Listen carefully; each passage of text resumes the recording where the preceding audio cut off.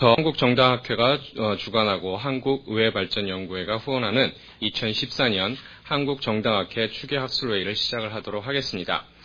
저는 오늘 사회를 맡은 정당학회 총무이사 최준영이라고 합니다. 먼저 국민의례가 있겠습니다. 회의장에 계신 내외 귀빈 여러분께서는 모두 일어나셔서 단상 왼쪽에 있는 국기를 향해 주시기 바랍니다. 국기에 대하여 경례.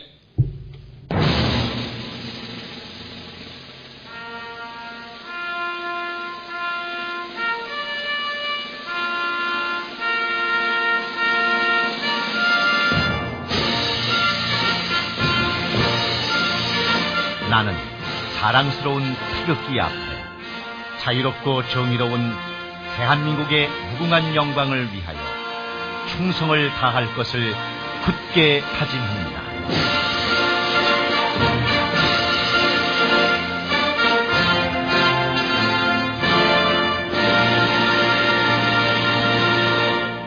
바로 모두 자리에 앉아주시기 바랍니다.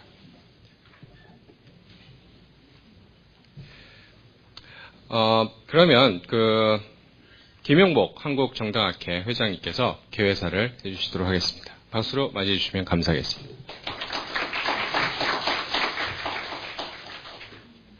예, 안녕하십니까. 벌써 계절이 바뀌어서 가을이 된 것 같습니다. 곧 또 연례 회의를 앞두고 있는데 오늘 이렇게 또 국회의장님을 모시고 또 이런 좋은 회의를 갖게 돼서 굉장히 영광이고 또 우리 학회에서도 좋은 기회라고 생각됩니다. 사실은 이 회의 아이디어는 저희 의회발전연구회 이사들과 국회의장님께서 한번 초대해 주셔서 만찬을 한 적이 있는데요. 그때 의장님께서 주신 아이디어입니다. 2004년부터 이제 여러 가지 정당과 선거 정치화법이 바뀌었는데 한 10년 됐는데 그걸 한번 평가해보고 또 개선방을 찾아보는 것이 어떻겠는가 하는 그때 구체적인 말씀이 있어가지고 저희들이 그 아이디어를 따라서 또 이번에 한번 우리 학자들이 여러 가지 다양한 측면에서 고민을 해보자 해서 이 회의를 마련하게 됐습니다.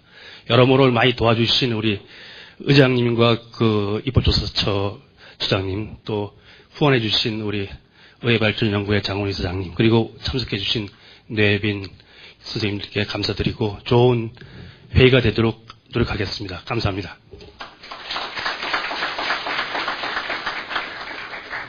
다음으로 한국의회발전연구회 장훈 이사장님께서 환영사를 해주시겠습니다. 박수로 맞이해 주시면 감사하겠습니다.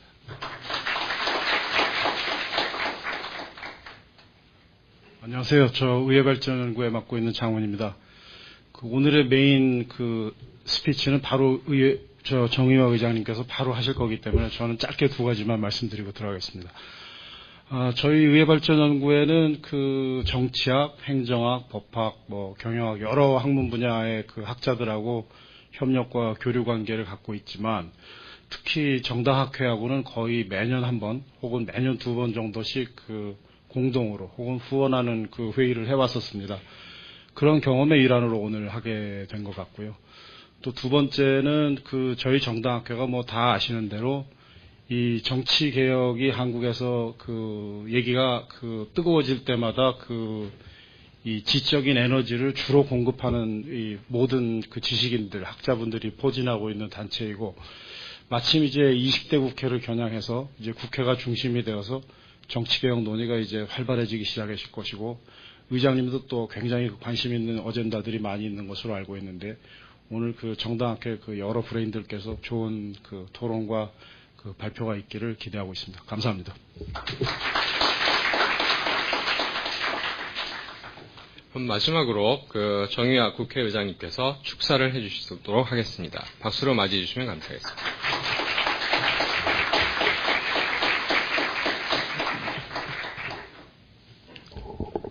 제가 좋아하는 농담 중에 한전 앞에서 촛불 흔든다 이런 농담이 있는데요. 이 학회 대가들 앞에서 이 얘기를 하는 것도 좀 그런 느낌이 듭니다만 더더구나 회장님께서 이 추계 학술대회의 이 아젠다를 제가 이렇게 이야기한 것 때문에 했다고 그러니까 제가 갑자기 얼굴이 좀 붉어지는 것 같은데요. 아무튼 이런 반갑습니다. 제가 국회의장이 된 지 이제 한 5개월 됩니다만 사실 임승호 우리 처장님이 입법조사처장 되시고는 오늘 제가 이 방에 처음 온 것 같아요. 새로 처장님 오셨으니까 여러분 같이 우리 입법조사처도 거기 좀 발전했으면 싶고요. 이게 의회발전연구회죠. 장 교수님, 의회발전연구회인데 의회발전연구회가 역사가 꽤 오래되더라고요. 그리고 정부에서 이렇게 예산 지원도 좀 이렇게 해주고, 그걸 보면서 제가 이런 생각이 들었어요. 야, 이렇게 훌륭한 분들이 많이 계시는데, 이 의회가 이렇게 발전을 못하고 있나, 이런 생각이 제가 들었거든요. 그래서 자세히 보니까 이 장 교수님께서 회장 맡으시고 새로 진용이 짜진 게 불과 얼마 안 되더라고요. 그래서 제가 그러면 그렇지. 천하의 장 교수님과 여러분들이 이렇게 모였는데 의회가 그럴 리가 있느냐 이런 생각이 들었어요. 그래서 제가 이 말씀 드리는 이유는 제가 여러분들 좀 이렇게 그 책임감을 좀 느끼라고 드리는 겁니다. 그래서 의회발전연구회 좀 더 액티브하게 잘 좀 노력해서 가지고 대한민국이 지금 문제가 많잖아요. 그 문제 다 열거할 수도 없는데 그 중에서 특히 이제 정치의 문제가 많은데요. 제가 이틀 전에 전에 프랑스 대통령 했던 사르코지 대통령하고 제가 저녁 식사를 같이 바로 옆자리에 앉아서 한 기회가 있었는데 이 양반이 여러 가지 이야기를 했는데 매경에 보면 그 신지식 포럼이든가 거기 오셨잖아요. 세계 지식 포럼인가? 그 전날 저녁을 같이 했어요. 근데 그 다음날 매경을 보니까 일부 그날 했던 이야기 또 하셨더라고요. 근데 지금 기억에 남는 게 대한민국은 경제는 이제 어느 정도 선진국 수준에 왔다 그러더라고요.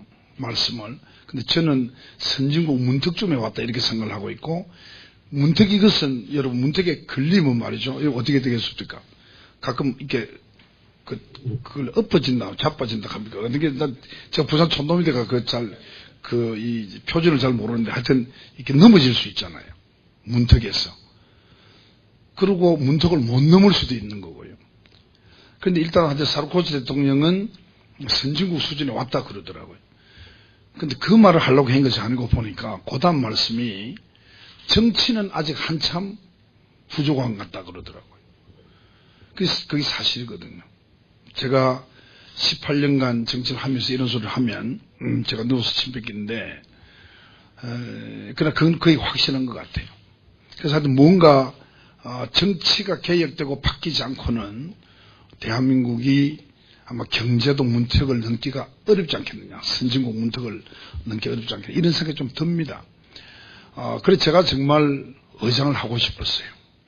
국회의장이 되면 정치개혁 중에서 가장 중요한 포션이 국회개혁인데 그걸 좀 한번 해보겠다.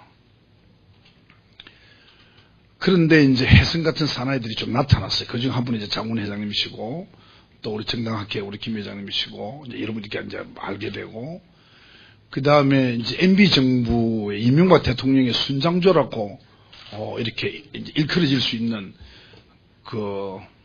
박형준이라고 여러분도 아실는지 모르겠습니다만 그분도 이제 사무총장을 맡아서 저를 도와주게 됐고요. 그게 사실 좀 쉽지 않거든요. 제가 좀 그런 배짱은 좀 있습니다. 제가 한다고 하는 사람이니까. 왜냐하면 제가 원래 신경외과사 출신인데 신경외과라는 것은 이 환자가 왔을 때 응급이기 때문에 그래서 주저주저 하면 환자가 다 죽거든요. 그러니까 디시즈를 빨리 내리고 그리고 그대로 추진을 해야 사람을 살릴 수가 있기 때문에 그걸 제가 한 20몇 년 동안 해왔기 때문에 이제 그런 배짱은 좀 있죠. 거기다가 또 마침 요번에 입법조사처장을 새로 뽑는데 이거 보니까 옛날 얘기를 들어보니까 사전에 누구를 정해놔놓고 그리고 또 이렇게 하는 채 해가지고 그래 하면 어떻게 되겠어요? 오프라인 사람들이 둘러리가 돼. 둘러리가. 그러면 대한민국이 그 입법조사처장 한 사람을 잘못 뽑아가지고 손해보는 게 만약 100이라고 하면 그러한 인사 시스템을 제대로 하지 못함으로써 생기는 국가 이익은 저는 한 100이나 1000이나 된다고 생각을 하고 있는 사람이거든요.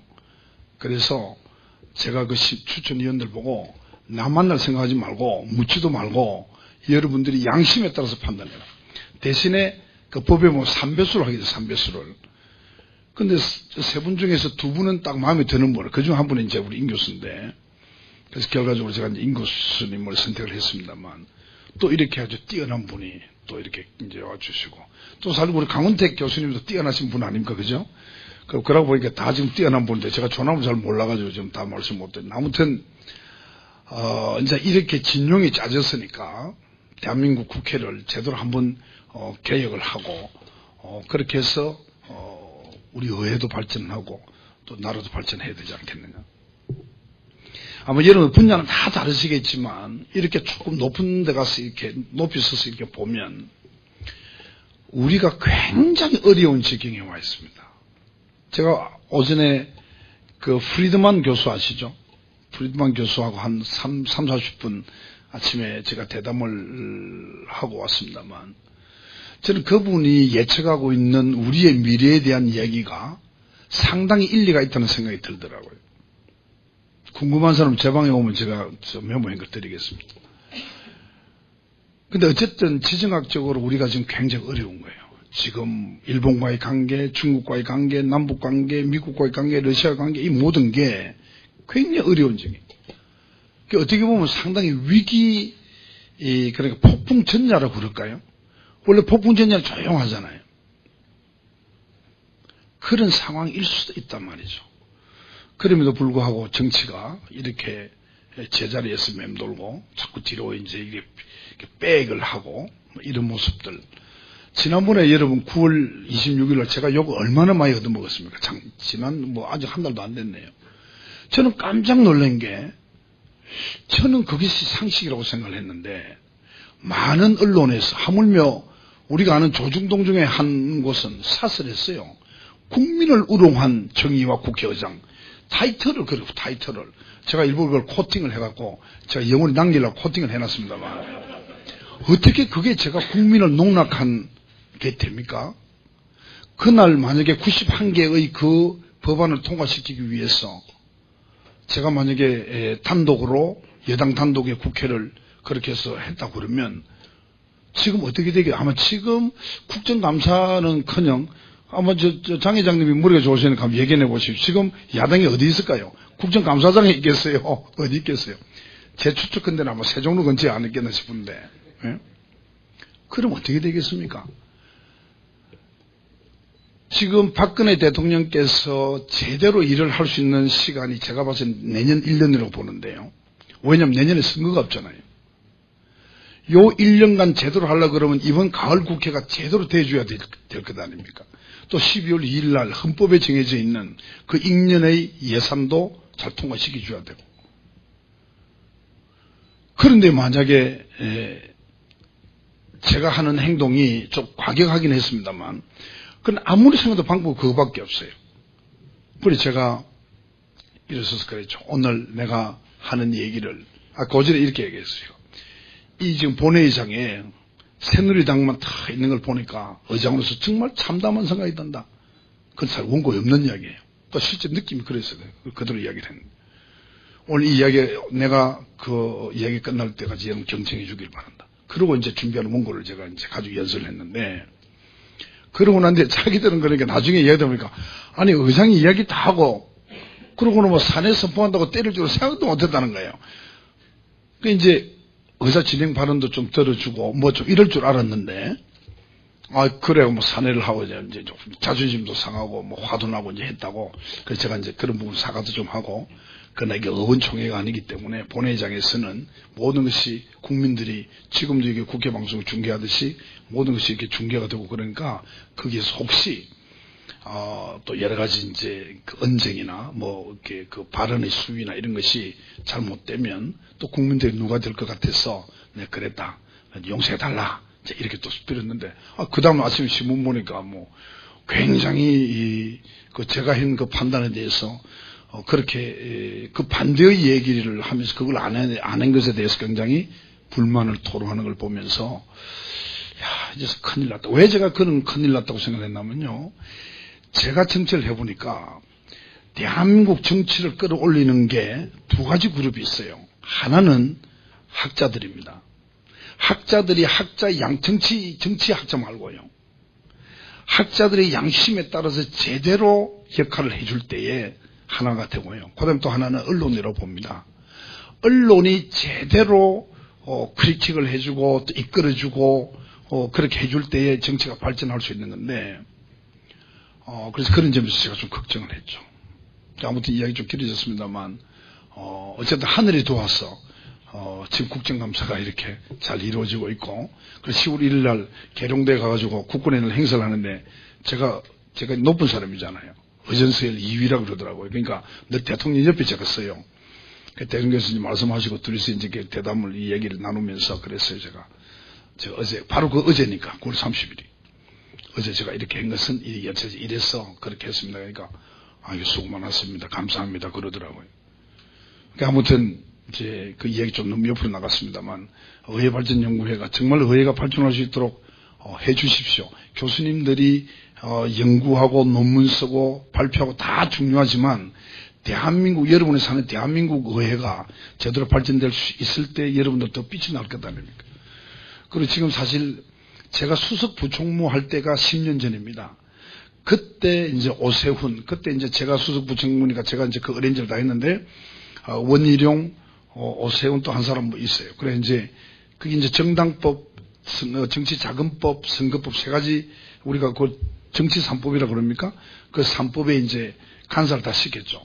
그 오세훈 의원이 그때 정치자금법을 맡았을 거예요. 그래가지고 이제 소위 여러분들 알고 있는 오세훈법, 그게 이제 10년 됐거든요. 그래서 세월이 10년 지나면서 많이 개혁된 부분도 있고, 또 어떤 것은 그때는 이렇게 하면 뭐 좀 도움이 됐을까 생각했는데 지금 보니까 아닌 것도 있을 테고, 이것을 이제 한 10년 됐으니까 한번 리뷰를 해가지고, 또 새로운 어떤 개혁을 좀 할 필요가 있지 않겠느냐. 그런 이야기를 사실 제가 만찬하면서 드렸는데, 감사하게도 이렇게 오늘 이 주계 학술 회의라고 해서 이렇게 해주셔서 감사합니다. 제가 저녁 한번 더 사겠습니다. 예, 감사드리고요. 제가 오늘 끝까지 앉아있지는 못합니다만, 여러분 오늘 그 나온 결과를 제가 꼭 선물해서라도 잘 보고 공부를 하도록 하고, 그렇게 하겠습니다. 오늘 여러분, 뵙게 돼서 반갑고요. 오늘 이 모임에서 정말 좋은 결과가 나오기를 바랍니다. 여러분 대단히 감사합니다.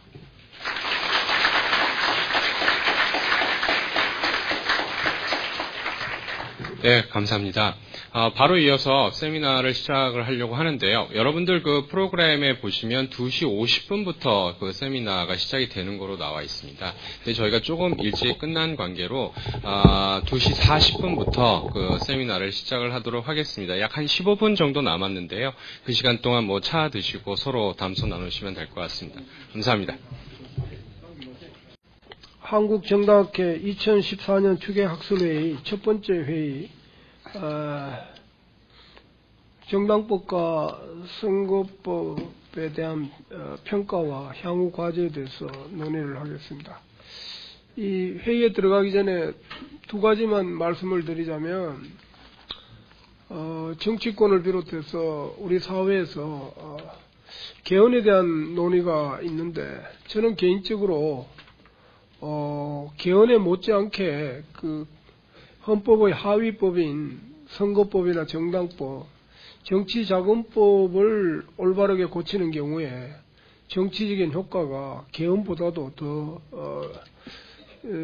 정치적인 효과는 더 크리라고 생각을 합니다.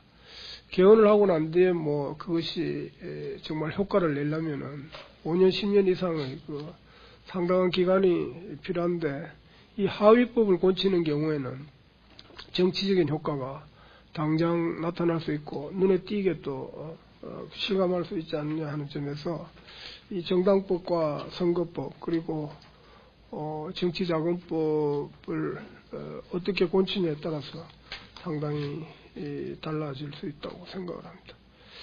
그 다음에 이제 제가 지난 3월에 중앙선거관리위원회 됐는데, 여기 프로그램에도 그 중앙선거관리위원이라고 이렇게 나왔는데, 이건 선거관리위원회 한 사람 있다고 해가지고 선거관리위원회에 대해서 너무 더욱더 비판적으로 얘기를 해주셔야 또 제가 가서 할 일이 많이 있을 것 같으니까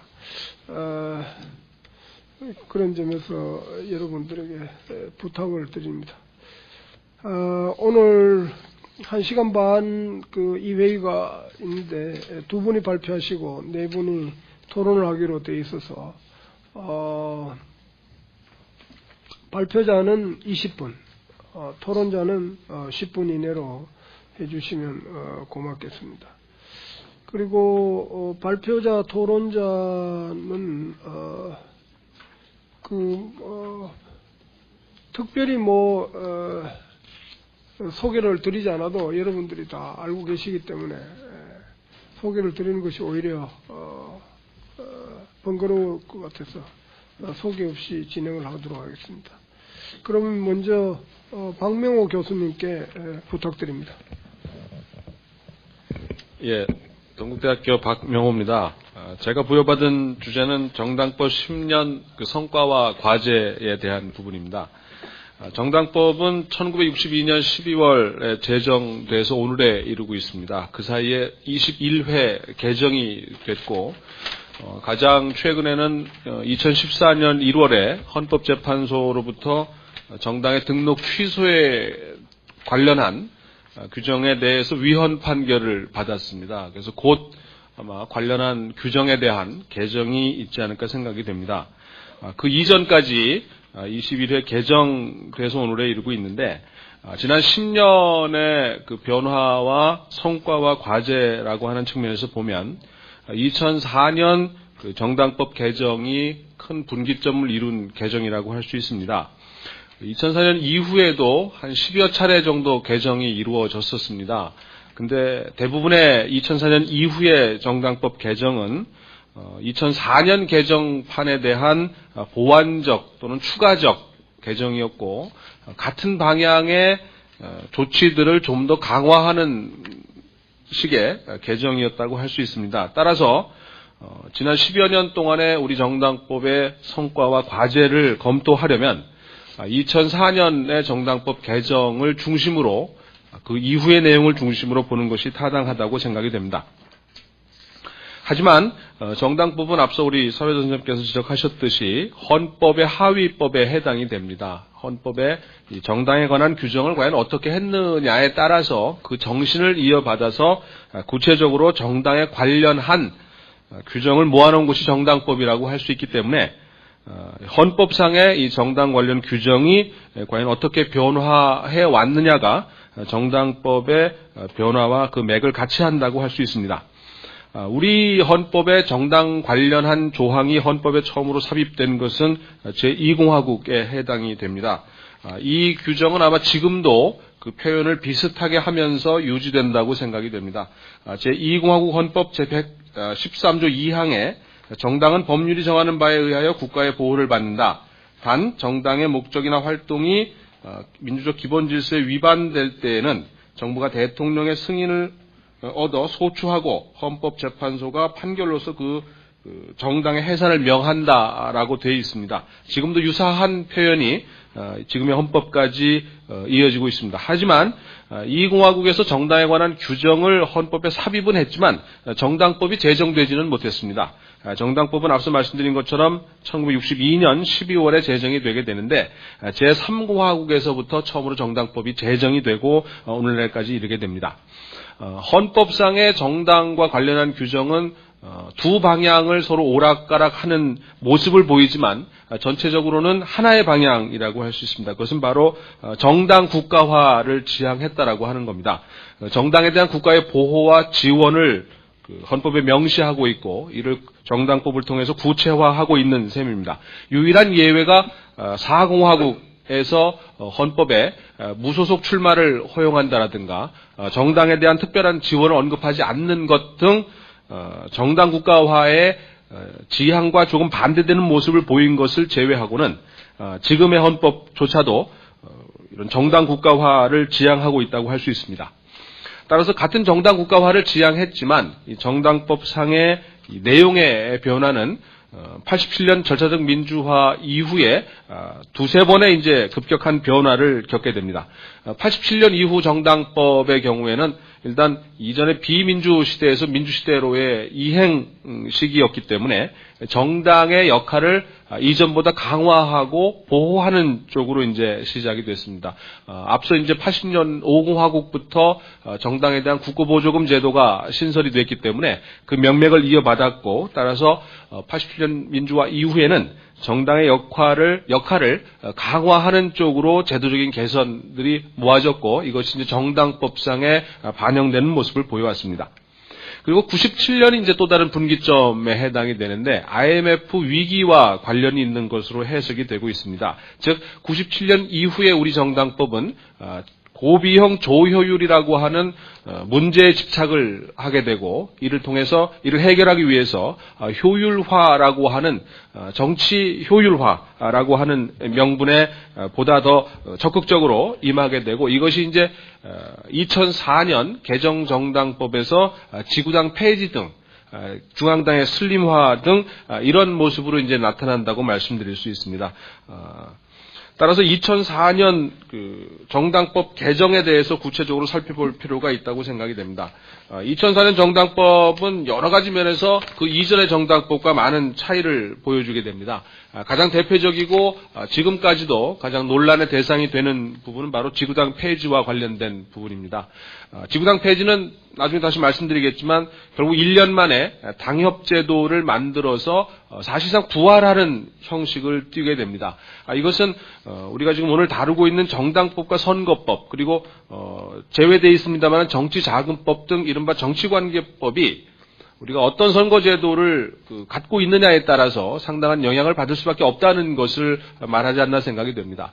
지금처럼 우리가 일정한 지역 단위에서 선거를 치루어서 국회의원을 선출하는 경우에는 불가피하게 그 단위에서의 지역 조직이라고 하는 것이 필요하게 되고, 그것을 우리가 지구당이라고 부르든 지역위원회라 부르든 당원협의회라 부르든 어떤 이름으로 부르든 그런 조직이 불가피할 수밖에 없다고 생각이 됩니다. 따라서 정치관계법 3개 중에서 사실 가장 중요한 것은 선거제도를 규정한 선거법이 아닌가 생각이 됩니다. 어떤 선거제도를 갖느냐에 따라서 어떤 유형의 정당제를 우리가 지향하느냐를 결정하게 될 것이고, 어떤 유형의 정치자금 제도를 지향하게 될 것이냐를 결정하기 때문입니다.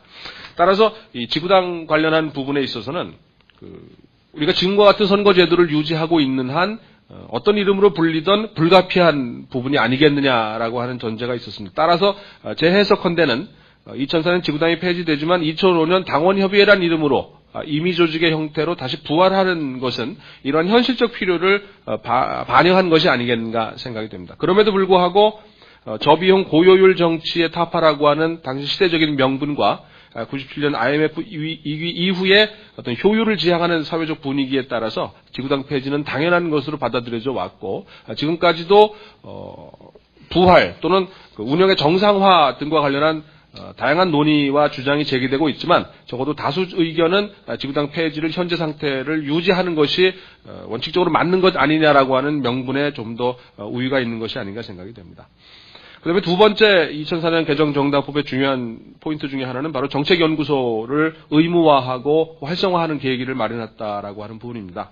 그전에도 정책연구소는 있었습니다만 국가의 지원을 받지 않았고 어떤 역할을 해야 되는지에 대해서 국가적인 어떤 요구사항이 없었던 걸로 알려져 있었습니다. 그 정책 기능을 강화하고자 정책연구소를 의무화한 시기가 바로 2004년 개정정당법이라고 말씀드릴 수 있습니다.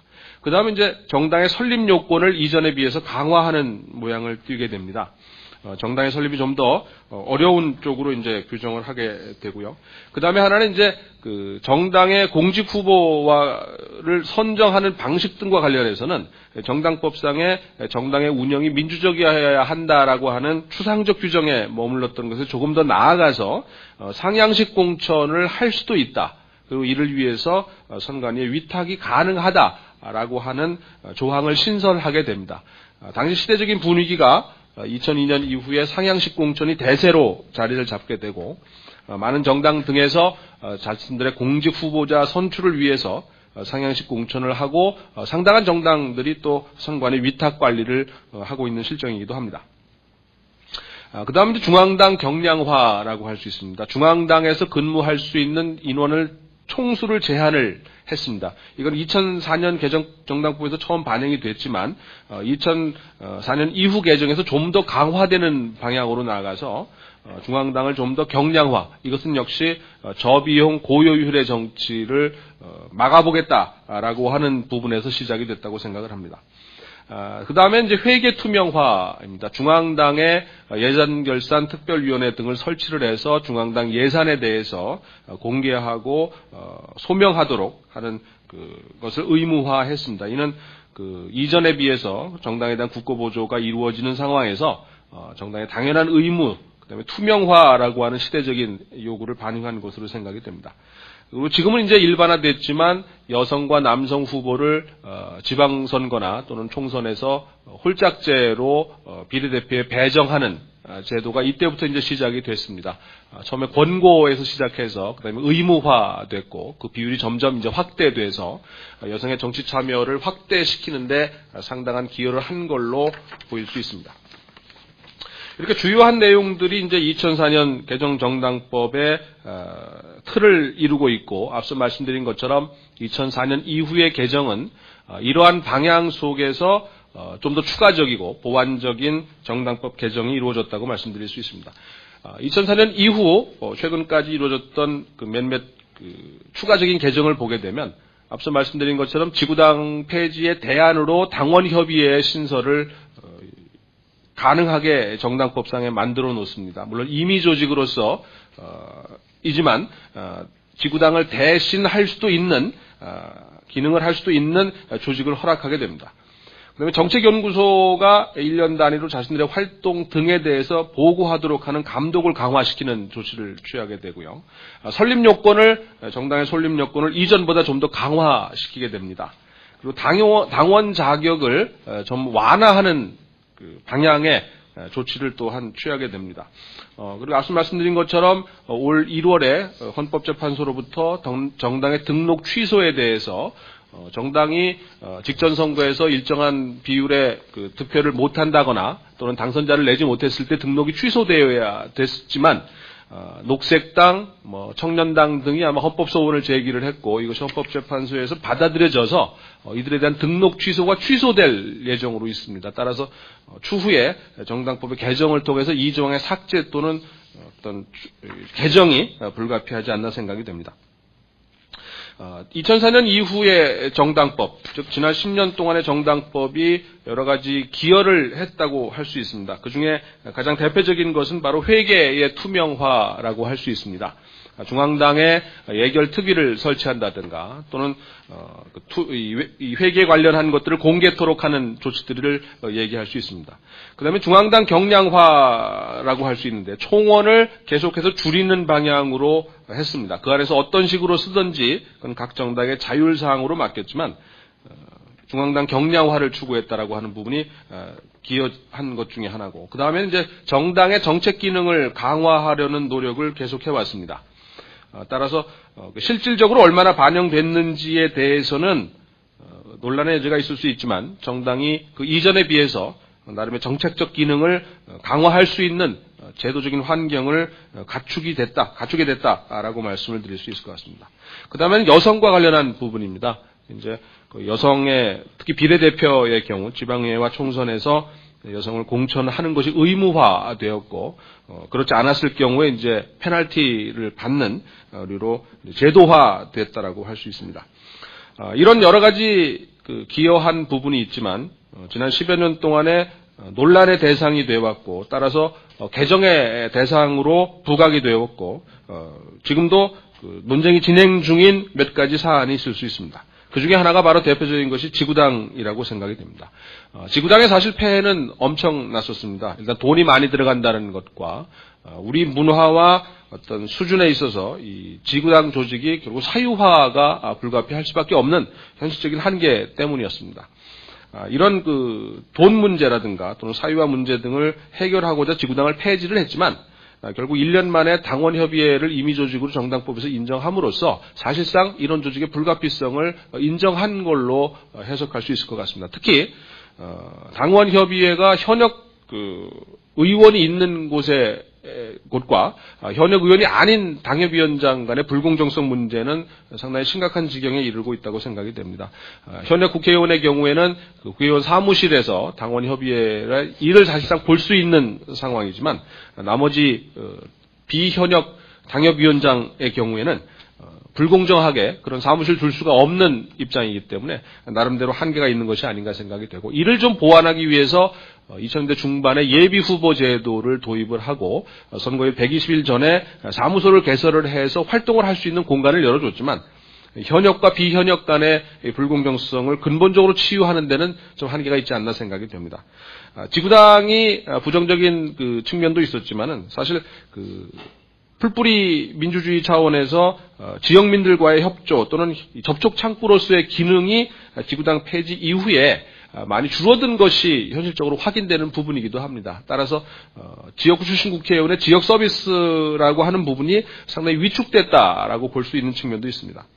특히 우리처럼 소선거구 단순 다수제로 국회의원을 선출하는 경우에 단위에서의 조직이 없는 선거가 과연 가능하겠는가라고 생각을 합니다. 그것이 선거 때만이라든가 아니면 선거 때가 아니라도 적어도 선거 때만이라도 그런 조직의 운용은 불가피할 수밖에 없는 것이 현실인데, 이것을 제도적으로 없애놓은 것이 과연 현실적으로 가능했는가라고 하는 부분에 대한 검토가 있어야 되지 않나 생각이 됩니다.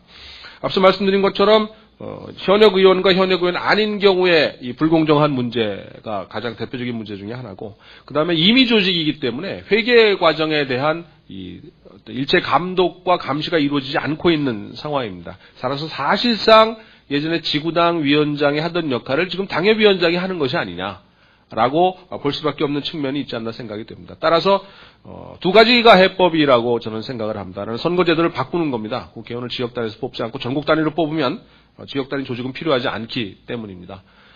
근데 거의 불가능한 그 해결 방안이라고 생각이 되고, 결국은 지금과 같은 선거제도를 유지한다면 당협이든 지역위원회든 지구당이든 어떤 이름으로 불리든 그 조직을 민주적으로 운영하고 투명하게 운영하고 합리적으로 운영할 수 있는 제도적 환경을 만드는 것이 가장 중요한 일이 아닌가 생각이 됩니다. 물론 현실적으로 과연 가능하겠느냐, 즉 특히 위원장의 사유화 이 경향을 과연 어떻게 이거를 제도적으로 막아낼 수 있겠느냐라는 것은 저는 제도적으로 완비된 해결책은 존재하지 않는다고 생각하지만, 적어도 집단 지도 체제의 형식이라든가 또는 뭐 일정한 기간 전에 사퇴라든가 등등 뭐 다양한 방식의 어떤 불완전하지만 완벽하지는 않지만 다양한 방식을 일단은 시도를 통해서 이런 위원회 제도 등을 통한 운용을 하는 것이 일단 현실적인 대안이 아닌가 생각이 됩니다.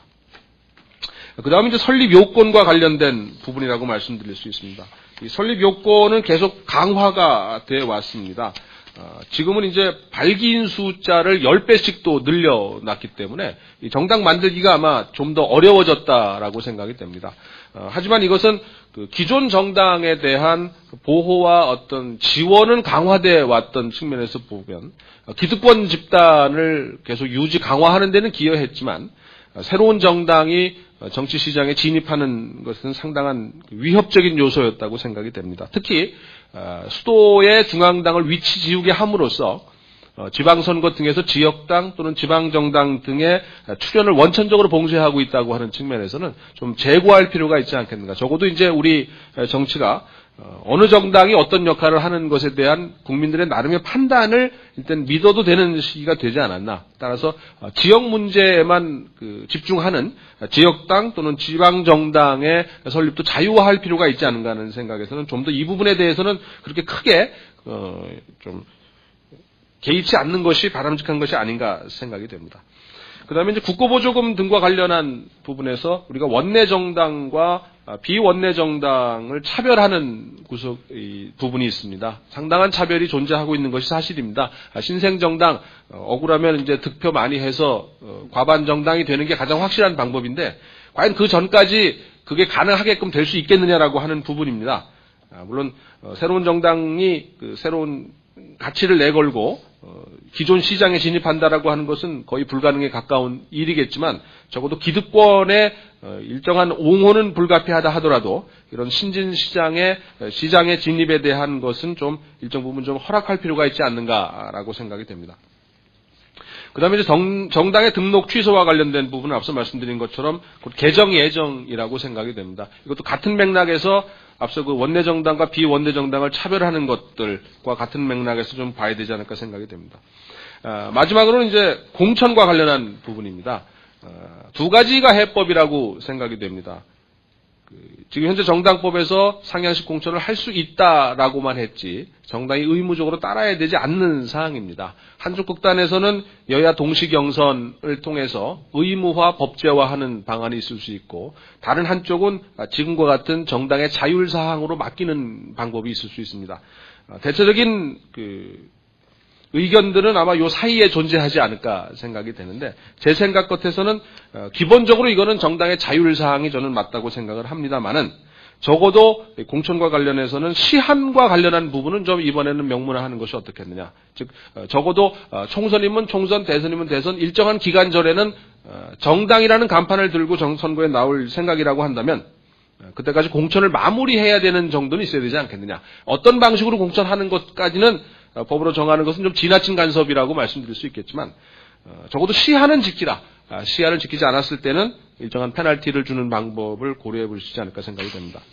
마지막으로 이제 의원총회를 정당의 의사결정 기구화하는 겁니다. 지금도 당서열 2위이고 또 선출직으로서의 원내대표를 뽑는 중요한 기능을 수행을 합니다.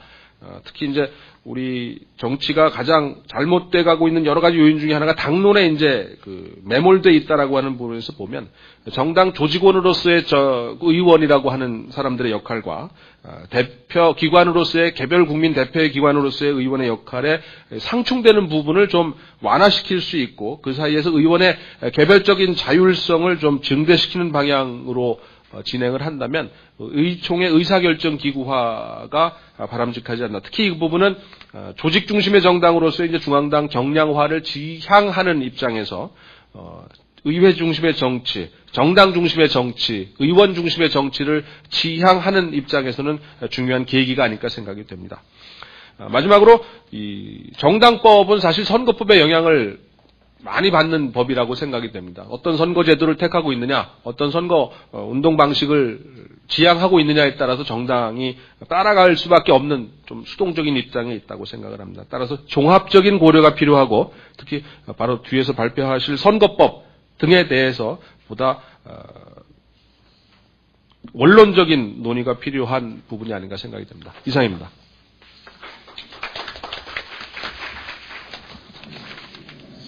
네, 좋은 발표를 해주셔서 감사를 드립니다. 2004년 정당법 개정 이후에 여러 가지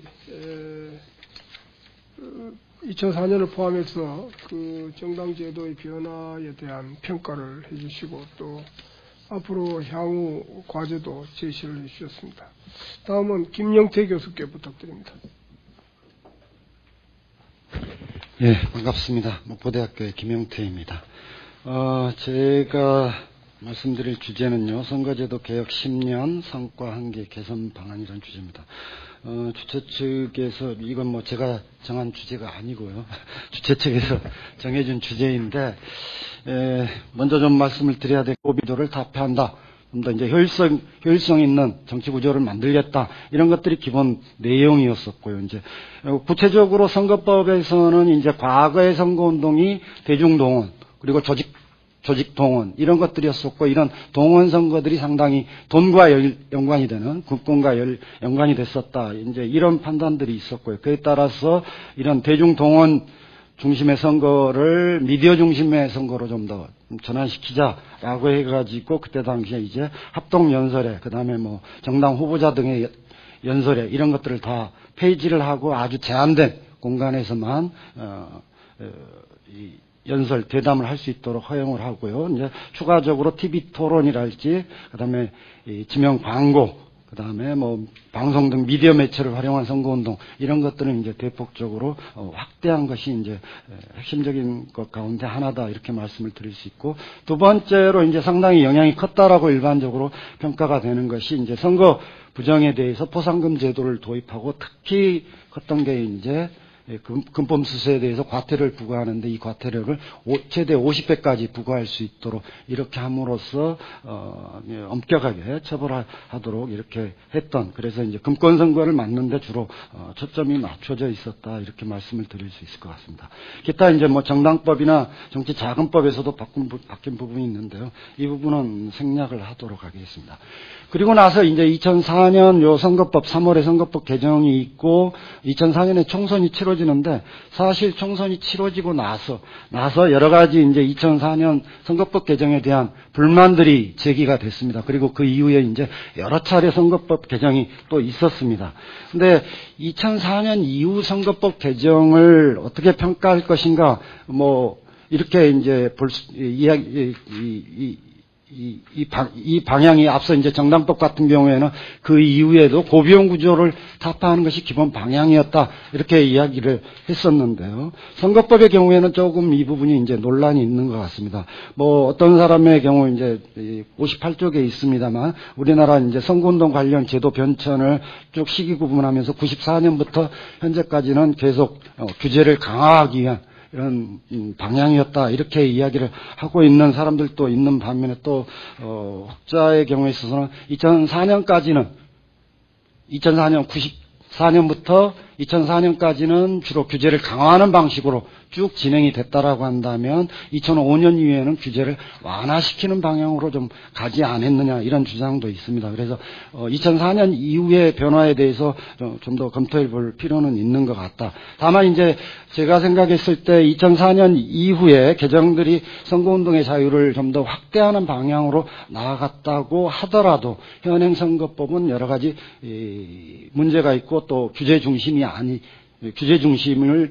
기본적으로 짜여져 있다 이렇게 보여집니다. 그래서 앞서 말씀드렸듯이 5년 이후의 개정을 감안하더라도 큰 중심축에 있어서는 그렇게 커다란 변화를 보이지 못하고 있다라는 게 제 판단이다 이렇게 말씀을 일단 드리겠습니다. 다음 두 번째로 이제 2004년 선거법 개혁의 성과가 어떤 것들이 있었는가라고 하는 부분입니다.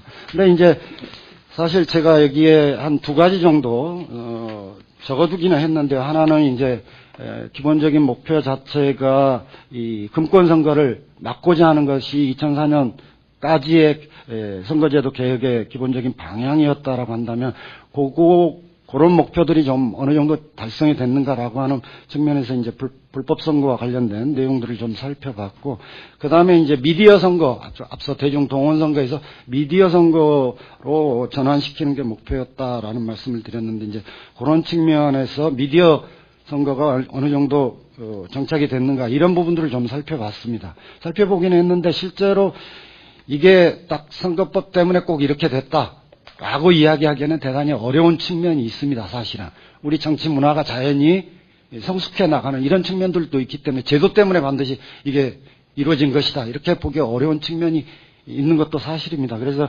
이걸 검증하는 것들이 상당히 어려운 부분들이 있습니다. 그럼에도 불구하고 전체적으로는 이제 그렇게들 이야기를 하죠. 2004년까지의 그런 규제 중 많은 규제들이 실제로 우리 선거 문화를 바꾸는데 뭐 하여튼 강박적으로 봤을 때 도움을 준 것 같다 이런 이야기들이 실제로 많이 있죠. 그리고 이제 그 근거로서 일반적으로 이제 가장 많이 제시되는 것이 60쪽하고 61쪽에 제시되어 있는 내용들입니다. 이제 일반적으로 뭐 저만 이걸 쓴 게 아니고 일반적으로 다 이걸 쓰고 있습니다. 표 1하고 표 2에 있는데요. 전체적으로 보면 뭐 대통령 선거의 경우 이제 뭐 고발, 수사, 의뢰, 경고, 이첩 이런 내용들이 있는데 총 건수를 보면 이제 664, 2002년에 17대에서 673, 그 다음에 18대에서 501. 그래서 18대에 좀 줄어들었고 17대의 경우에는 뭐 특별히 줄었다 이렇게 또 보기는 어려운 부분이 있고요. 국회의원 선거의 경우에 있어서는 17대 6,400건에서 18대 1,975건, 19대 1,588건으로 국회의원 선거의 경우에 있어서는 줄었다. 근데 사실 또 이것도 따지고 보면 18, 19대는 뭐 그렇게 큰 차이가 난다고 보기 어렵고요. 17대만 상당히 많이 나타나는 이런 경향이 있습니다. 그래서 이게 정말 선거 제도가 바뀌어가지고 그랬다. 저로서는 뭐 확정적으로 말씀드리기는 어려운데 어쨌든 좀 뭐 그런 분위기도 조금 나타나는 것도 있는 것 같다. 이렇게 말씀을 드릴 수 있을 것 같고요.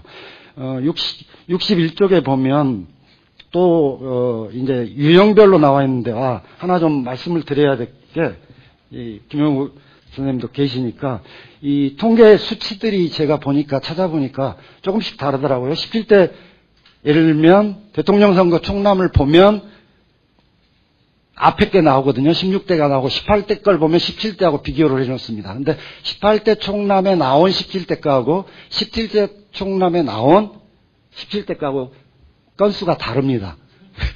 뭐가 기준이고 왜 달라졌는지는 저도 잘 모르겠습니다. 근데 하여튼 선관위 자료 자체가 차이가 있다. 그래서 혹시 여러분들이 다른 것에서 보니까 수치가 다르더라 그러면 아마 그 사람은 다른 수치를 활용을 했다. 이 점을 참고하시면 될 것 같고요.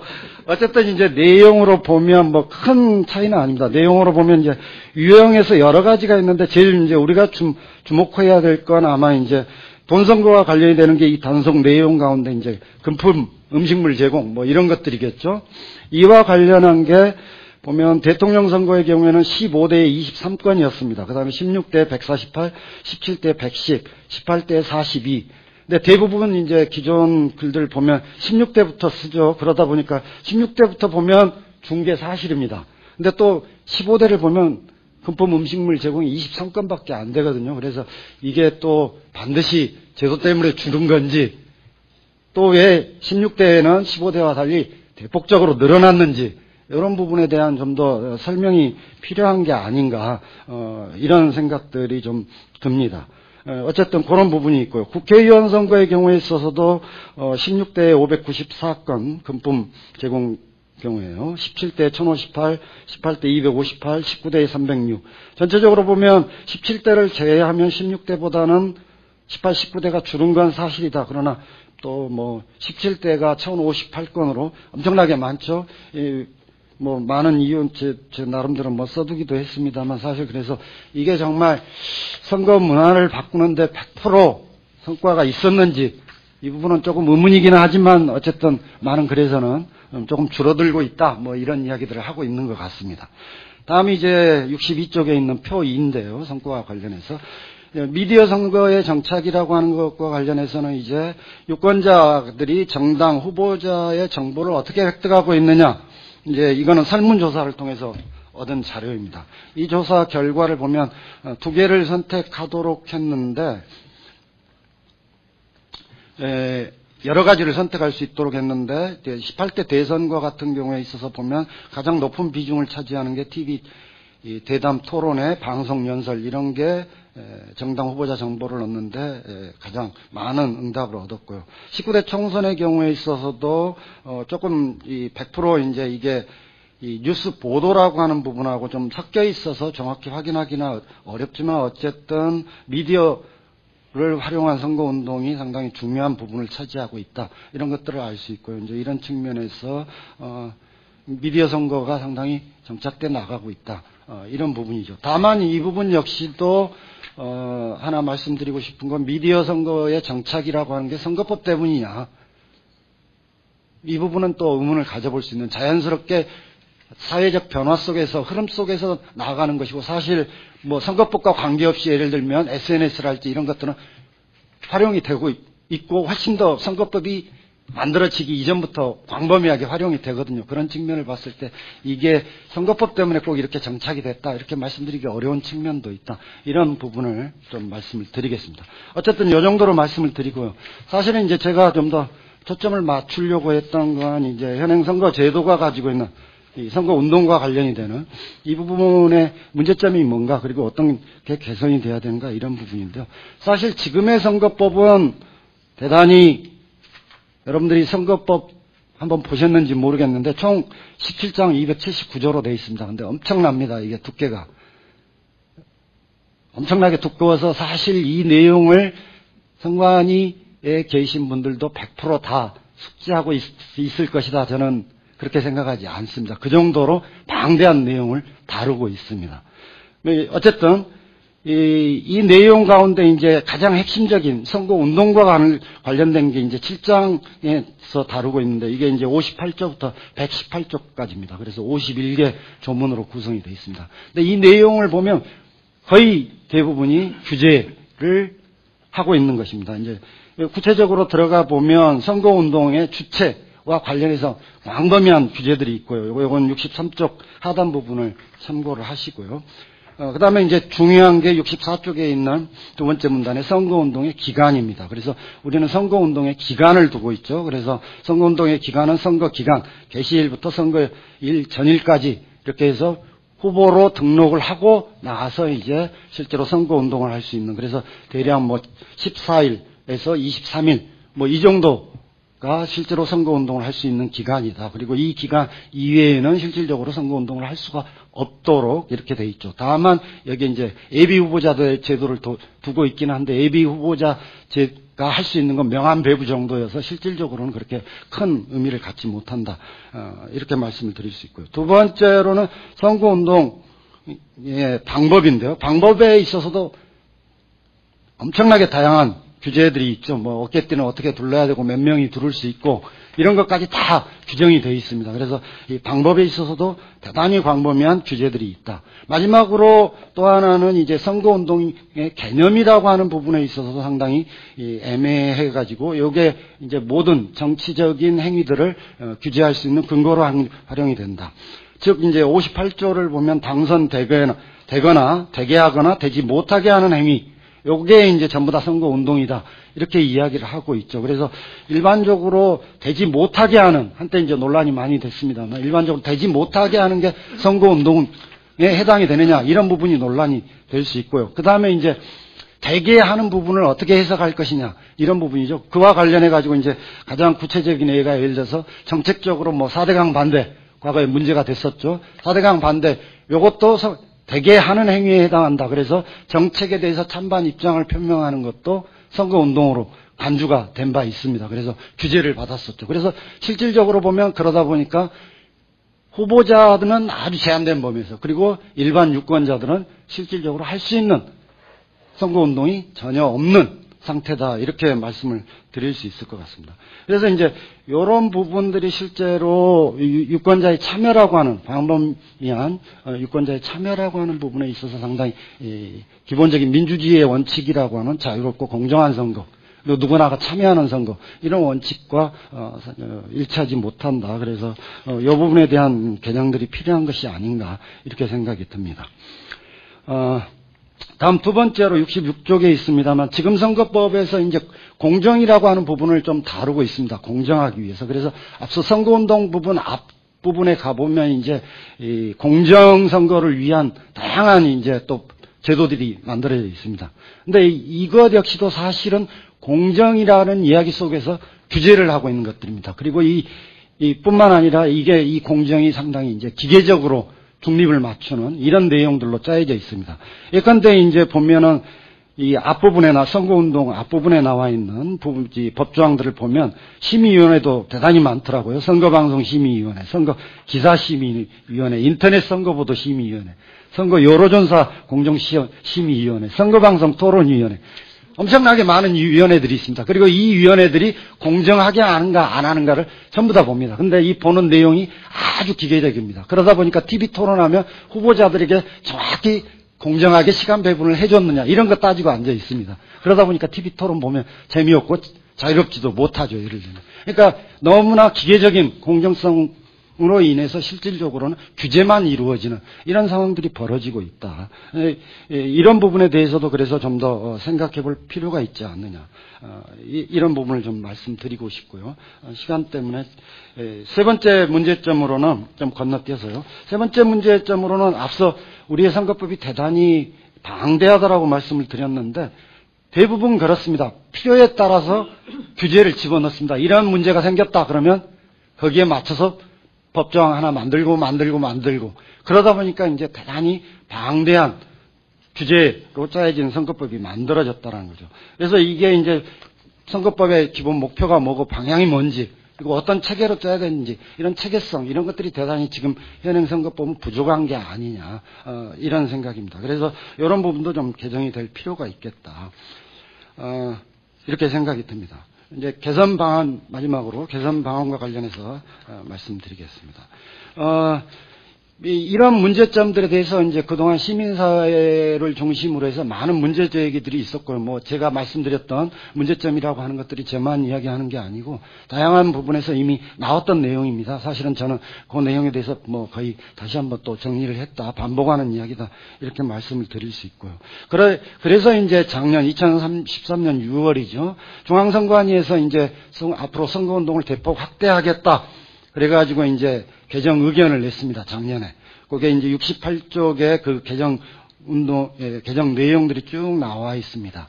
나와 있는데, 요게 이제 실제로 작년에 제출이 됐음에도 불구하고 국회에서 뭐 거의 여기에 대해서 관심을 두지 않았죠. 그래서 뭐 통과가 안 되고 있고, 뭐 이번에는 좀 어떻게 좀 다뤄지기를 바라는 그런 것들인 것 같습니다. 구체적으로 뭐 쭉 나와 있는데요. 그 내용은 여러분들이 살펴보시는 걸로 하고요. 시간이 없기 때문에. 다만 이제 제가 말씀드릴 수 있는 것은 이런 부분입니다. 전체적으로 보면 이제 선거운동의 자유를 확대한다라고는 측면에서 과거의 규제 중심으로 선거법을 개정했던 이런 거하고는 좀 다르고 2004년과는 확연히 달라진 측면들이 분명히 존재하는 건 사실이다.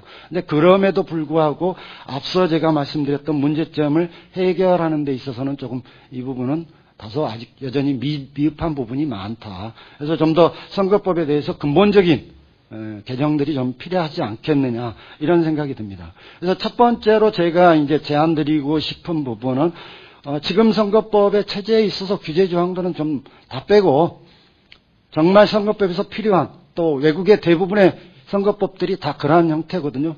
즉 예를 들면 투표는 어떻게 하고 그런 관리는 어떻게 하고 투표 용지는 어떻게 하고 선거 일자는 어떻게 잡고 이런 내용들이지 거기에 선거 운동을 어떻게 해라 마라 이런 내용들이 없거든요. 그래서 그리고 뭐 무슨 심의위원회 무슨 앞서 말씀드렸던 그런 내용도 없습니다. 실제로 보면 그런 것들은 다 일반 법을 통해서 규제할 수 있다라고 보는 거죠. 그래서 일반 법으로 규제할 수 있는 부분은 다 과감히 제거하고 앞서 이야기했던 선거를 관리하기 위한 것을 중심으로 선거법을 재편할 필요가 있겠다.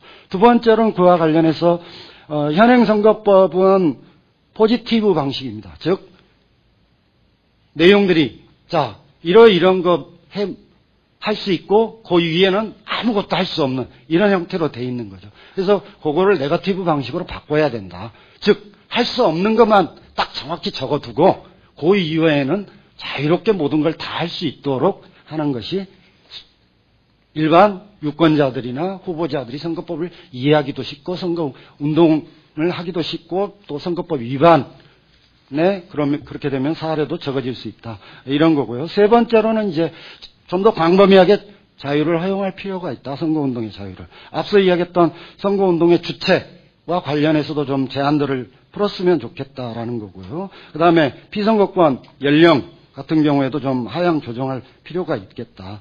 그 다음에 아까 앞서 말씀드렸습니다만 58조나 90조, 93조 등에 있는 포괄적이고 추상적이고 자의적인 해석을 할 수 있는 선거운동과 관련한 규정들 이런 부분들도 과감히 없앨 필요가 있지 않느냐. 그래서 광범위한 정치 활동을 하고 선거운동을 누구나 할 수 있도록 하는 게 필요하겠다. 그 다음에 이제 또 필요한 게 선거운동 기간을 두고 있는데 이것 역시 불필요하다고 판단이 됩니다. 그래서 선거운동 기간도 과감하게 폐지하는 게 좋겠다. 마지막으로 이제 요즘 이제 제일 문제가 되고 있는 일반 유권자들이 실질적으로 선거운동을 했을 때 유권자들이 가장 많이 단속을 하는 게 뭐냐면 단속받는 게 뭐냐면 허위사실 공표죄하고 후보자 귀방죄입니다. 그리고 여기에 이제 선거법이 또 따로 이렇게 돼 있습니다. 근데 요거 역시 굳이 선거법에서 따로 별도의 규정을 둘 필요가 없다. 일반 법에도 명예훼손죄랄지 이런 것들이 있죠. 그래서 일상적인 지금 최근에 상당히 문제가 되고 있죠. 일상적인 이런 것들에서도 규제를 받고 있는데 선거운동 과정에서까지 더 엄격한 처벌을 받는 규정들을 별도로 둘 필요가 있겠느냐. 그래서 이런 허위사실 공표죄나 후보자 비방죄 이런 것들도 선거법에서 제외할 필요가 있겠다. 마찬가지로 뭐 인터넷 실명제 이 부분도 폐지될 필요가 있겠다. 이렇게 생각이 듭니다. 시간이 좀 지나서 사실 뒷부분에서 좀 말씀드리고 싶은 게 있었는데 이 정도로 마치겠습니다. 감사합니다.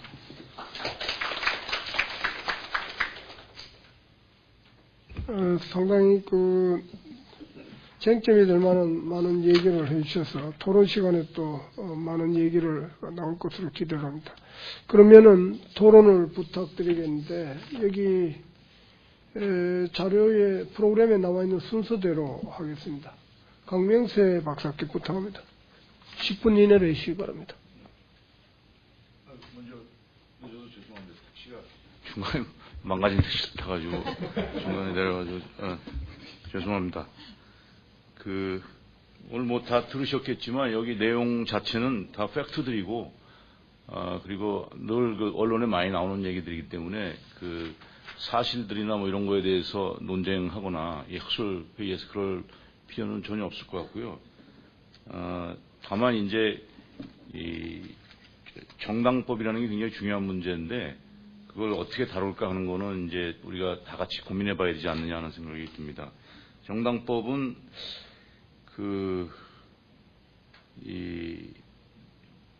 영국에는 이제 없고, 제가 이제 지금 말씀드린 지식은 이런 게 특수하게 많지 않기 때문에 제가 주로 본 거는, 리차드 카트가 한 핸드북에서 나오는 거기에 이제 정당 관련 이제 지금 오늘 발표한 이런 내용에 관한 이제 내용들을 좀 나름대로 소화하고 그에 준해서 이제 오늘 토론을 좀 하도록 하겠습니다.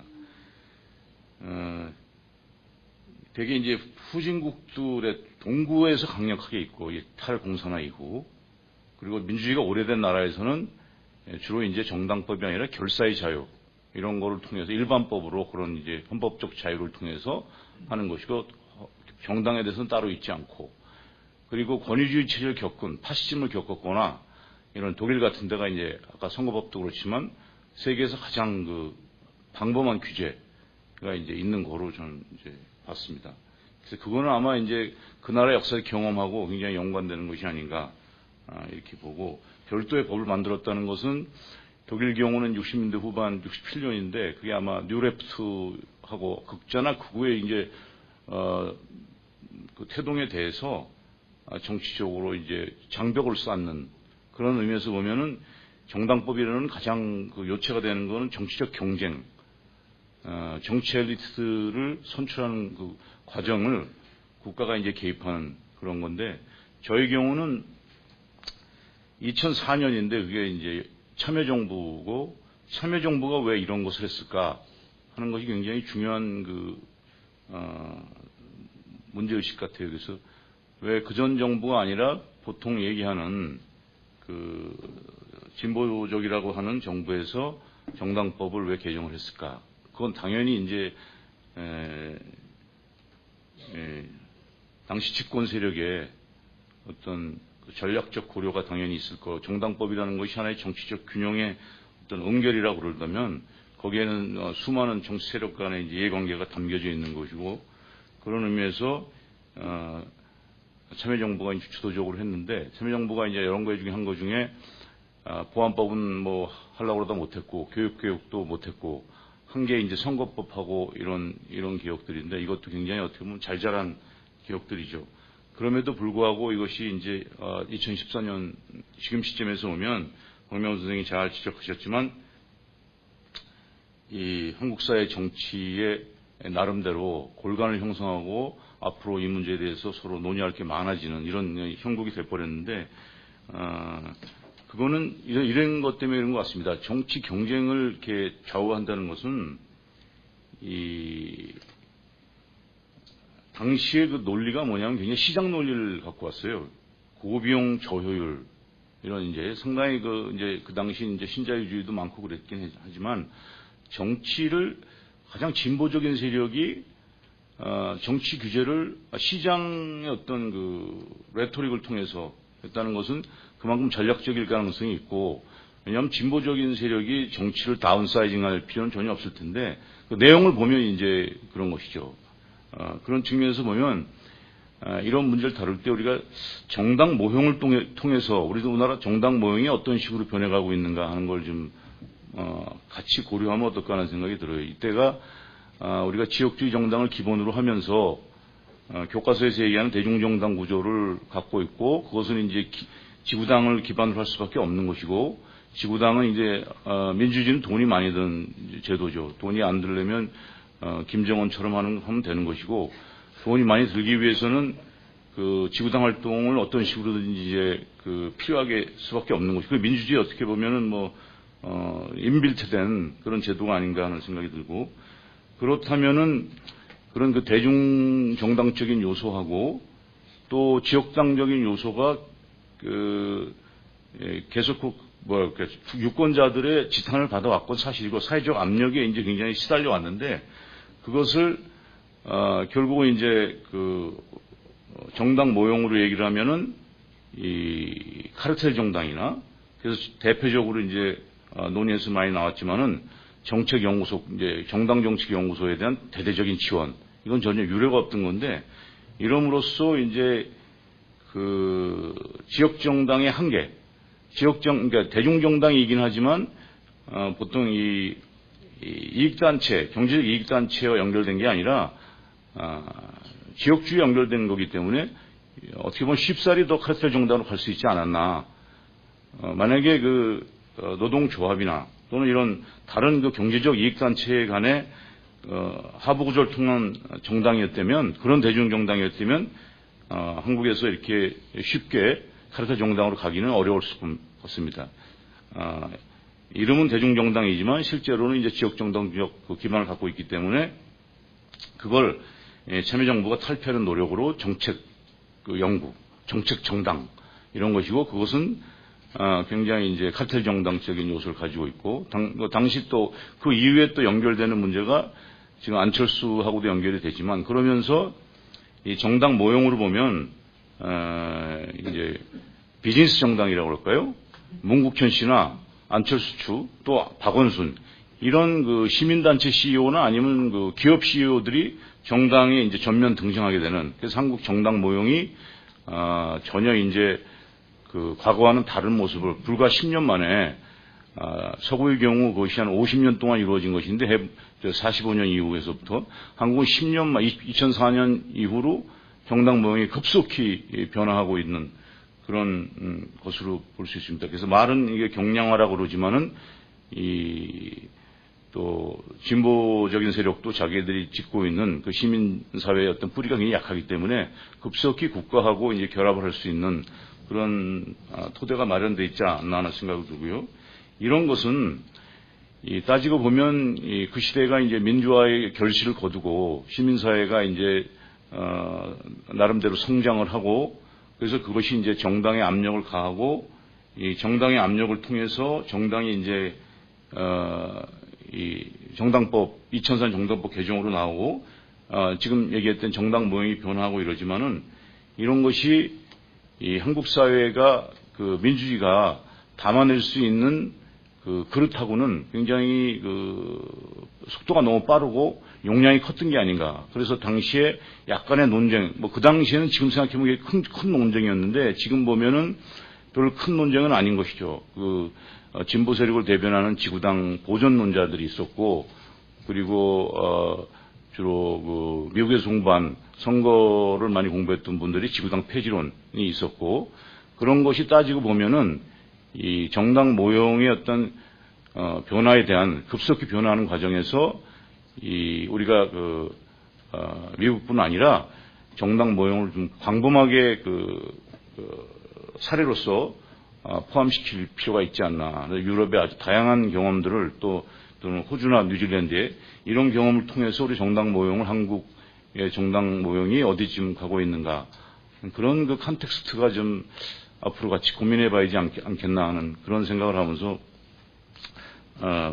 논문을 읽었고요. 그리고 저도 뭐 여기 전문가가 아니기 때문에 그 박명호 선생 그 발표 내용에 대해서 사실 많이 배웠습니다. 예, 감사합니다. 고맙습니다. 다음은 우리 서현진 교수님. 네, 안녕하세요. 저 아까 정의화 의장님이 한전 앞에서 촛불을 흔든다 그러는데 제가 촛불을 흔들어야 될 것 같습니다. 네, 오늘 그 박명호 교수님께서 정당법 10년의 성과와 문제점 그리고 개선 방안에 대해서 이제 발표를 하셨는데 2004년이 되게 좋았던 해였나 이런 생각이 들었습니다. 그러니까 제가 교수가 됐는데요, 그해. 네. 10년 동안 뭘 했나, 저 개인적으로 되게 반성을 많이 했던 해였는데, 오늘 보니까 선거법도 개정이 되었고, 그 다음에 정당법도 개정이 되었고, 네, 개인적인 저의 어떤 교수 생활보다 훨씬 더 큰 중요하고 영향력이 있는 그런 일들이 있었는데, 개인적인 일도 그렇고, 국가적인 일도 그렇고, 원래 계획했던 대로 이제 항상 성과가 나지는 않으니까, 네, 그래서 한 번쯤 이렇게 10년, 20년마다 그 동안에 어떤 일이 있었는지를 되돌아보는 거 되게 의미 있는 일이라고 생각을 합니다. 그래서 오늘 굉장히 이제 뭐 잘못하고 특히 지구당 폐지할 때마다 미국에서 공부한 선거 정당 공부하는 학자들이 욕을 먹고 있는데, 네, 이런 결과가 있을 거라고 예상을 해서 했던 일은 아니라고 보고, 하지만 아무튼 그 폐지가 되고 나서도 이제 여러 가지 문제점들이 있었기 때문에 그런 것들을 한 번쯤 이렇게 우리가 고민해보는 거는 정말 좋은 시간이라고 저는 생각을 합니다. 그래서 강명세 박사님과 마찬가지로 저도 굉장히 이제 배우는 입장에서 박명호 교수님 글을 재미있게 읽었고요. 그리고 이제 고민을 좀 더 고민을 해봤으면 좋겠다라고 생각했던 것들은 정당 모형이라고 생각하셨는데, 저는 우리 정당법 개정의 방향이 어떤 정당의 본래적인 기능을 얼마나 제대로 수행하는 방향으로 개정되어 왔을까? 좀 비슷하기도 한 얘기인데요. 그런 기준을 세워서 조금 평가를 해봤으면 어땠을까 이런 생각이 들었습니다. 그러니까 예를 들면 그 당시에 뭐 정책 기능을 좀 살린다는 입장에서 정책연구소 같은 것들을 만들었고, 그다음에 어떤 정치충원 기능에서 다양한 세력, 특히 여성의 민주성, 대표성 같은 걸 높인다. 그래서 여성 의원들을 충원하는 방식으로 또 개정이 이루어졌었고요. 그다음에 이제 선거에서도 유권자 참여나 동원 관리, 그러면서 돈은 좀 덜 드는 그런 방향으로 이제 해봤으면 좋겠다라는 입장에서 지구당 같은 걸 좀 폐기를 했을 거고, 또 경선이나 뭐 또 당원과 소통할 수 있는 IT 기재 같은 것들을 도입하는 방향으로 좀 이루어지지 않았을까 그런 생각을 해봤습니다. 그래서 조금 더 이제 지금 다 논의가 되어 있지만 이거를 조금 거시적인 틀을 하나를 묶어주셔서 우리가 그 당시에 지향했던 정당 개혁의 방향, 그리고 10년이 지난 현 시점에서 봤을 때 그런 그 목표들을 얼마나 달성했는가, 그렇게 구체적인 좀 기준이 세워지면 훨씬 더 큰 그림을 볼 수 있지 않을까 이런 생각을 해봤습니다. 그리고 이제 저희는 정치학자니까 정치학자들이 이제 상당히 많은 정치적인 논의들을 법학자나 행정학자들한테 뺏기고 있는데, 제가 보기에는 뭐 선거법, 정당법 이런 것들도 법학자들도 굉장히 많이 하세요. 네, 그래서 저희가 할 수 있는 일은 이제 그들한테 뺏기지 말자라는 게 아니라, 우리는 정치학자니까 어떤 정치 과정적인 측면에서 또 정치적인 결과에 대한 그런 측면에서 현실적인 평가를 내리는 게 조금 필요할 것 같다는 생각이 듭니다. 그래서 박 교수님께서 이제 논의 그 안에 선거법, 정치자금법, 또 뭐 정당법 이런 것들이 3자가 좀 연계되어 있다. 근데 이제 논의를 벗어났다 이렇게 말씀을 하셨는데, 실제로는 중간중간에 세 가지 법의 관계를 좀 연관지어서 설명을 하고 계신다고 저는 생각을 했거든요. 네, 그래서 그런 것들이 조금 더 구체화되면 이 이해를 하는데, 우리가 정당법뿐만이 아니라 우리가 어떤 방향으로 정치가 발전되어 왔고 또 어떤 면에서 더 개선이 필요한가를 보는데 좀 도움이 될 것 같다는 생각이 들었습니다. 그래서 예를 들면 이제 구체적으로 고비용 저효율 정당 구조를 개선한다, 이런 그게 가장 큰 그 당시의 정당법 개혁의 내용이었었는데, 결국 그런 중앙당이나 정당 구조의 슬림화 목표를 달성했는가, 그러니까 정당의 조직적인 면에서 어떤 변화가 일어났고, 또 그런 것이 궁극적으로 정치 자금, 또 선거 자금의 슬림화에 기여했는가, 이런 것들에 대한 평가가 좀 같이 이루어졌으면 좋겠다라는 생각이 들었고요. 그 다음에 지구당 폐지를 통해서 나타난 박 교수님도 계속 지적하고 계시는데, 뭐 기득권 정당이나 아니면 소수 정당 간의 어떤 형평성이 맞지 않는다. 뭐 이런 것들은 이제 선거와 관련돼서 나타났던 결과이기 때문에 충분히 현재 논의하고 계시는 내용을 가지고 조금만 더 엮으시면 선거와 정당 또 자금 뭐 이런 것들 세 가지 측면에서 과정적인 측면에서 평가가 충분히 이루어질 수 있지 않을까 이런 생각을 해봤습니다. 그리고 조금만 더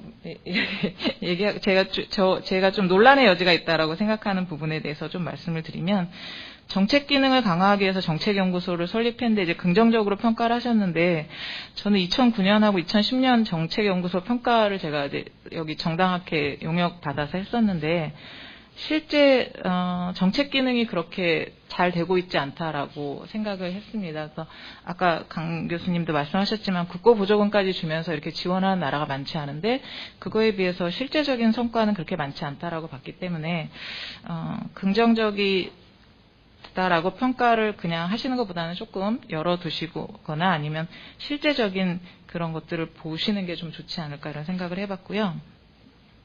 정당 설립 요건을 강화했는데 이제 완화할 필요가 있다 이 말씀도 저도 어느 정도는 동의하는데, 이것도 마찬가지로 그 2012년 그 총선 때 21개 정당에서 후보를 냈거든요.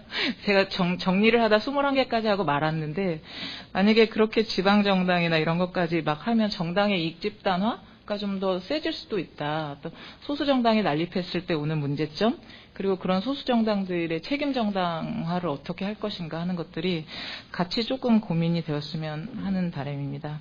마찬가지로 여성 의원들이 많이 진출한 것도 수적으로는 굉장히 증가를 했지만 실제로 그들이 어떤 여성 정책을 질적으로 이렇게 높이는 쪽으로 뭐 입법 활동을 하고 있는가, 이런 면에서는 충분하게 우리가 좀 논의가 안 되어 있고 굉장히 고민해봐야 되는 문제라고 생각을 하거든요. 그래서 어떤 기득권 계층의 여성들이 국회로 들어오는 데에는 어느 정도 기여를 했지만 그들이 실제적으로 여성의 대표성 같은 거를 기여했는가, 뭐 이런 면을 좀 생각을 해보고 난 후에 긍정적이다 아니다라는 평가가 같이 좀 이루어졌으면 좋겠다는 생각이 들었습니다. 네, 이상입니다.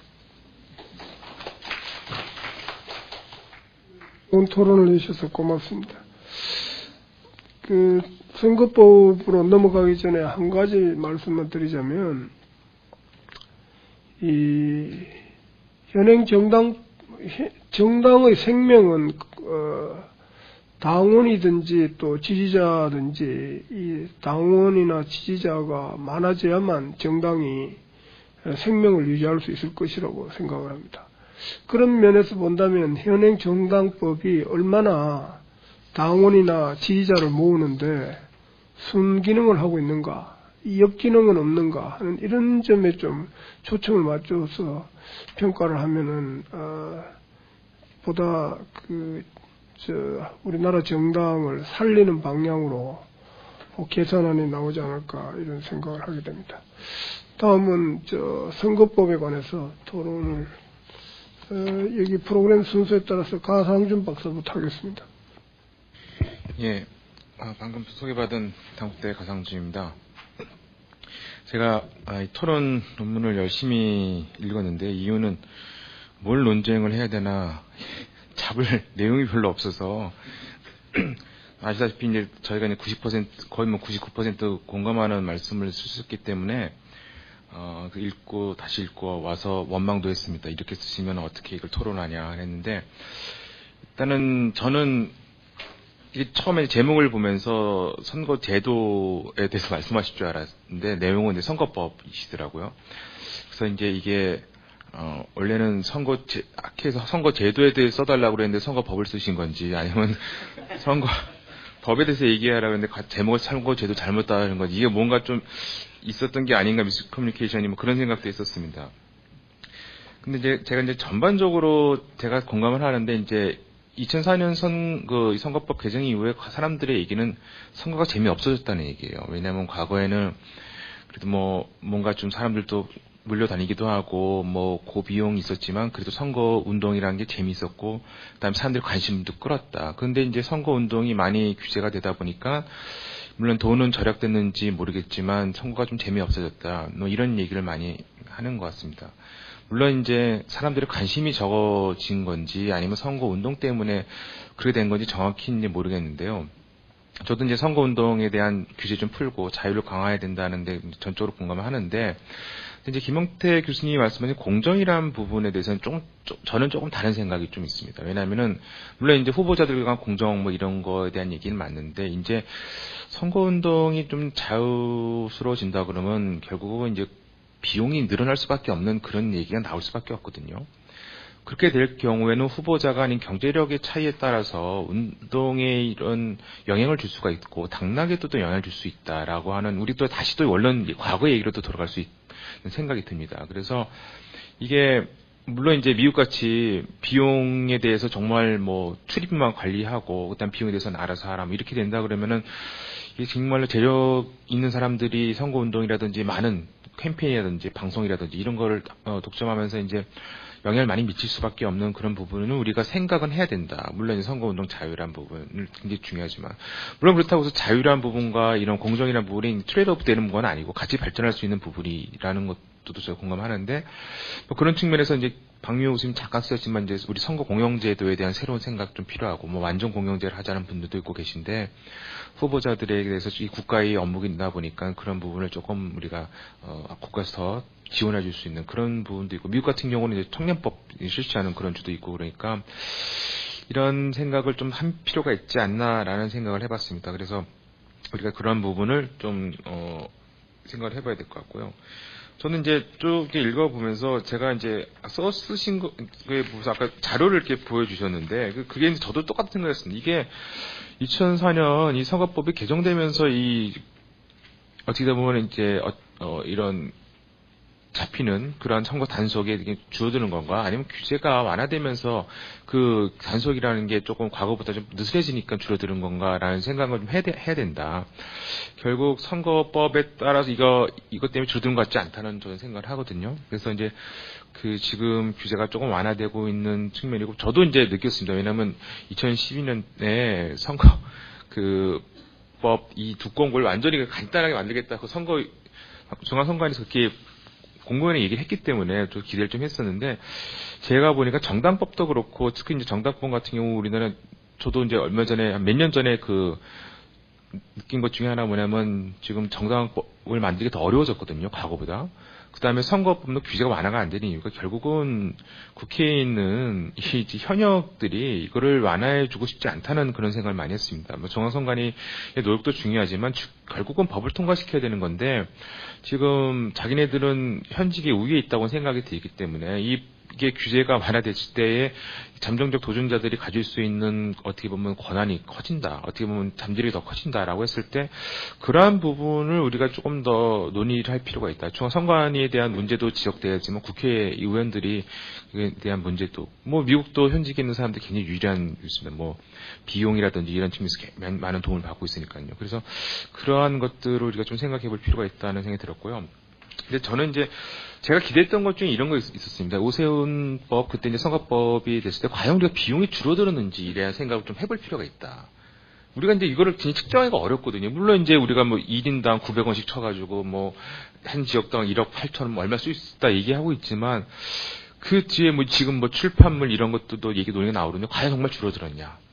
과연 줄어드는 게 또 좋은 거냐? 뭐 이런 여러 가지 생각이 들더라고요. 그래서 그러한 것들에 대한 우리가 사회적인 어떤 논의가 좀 필요하다.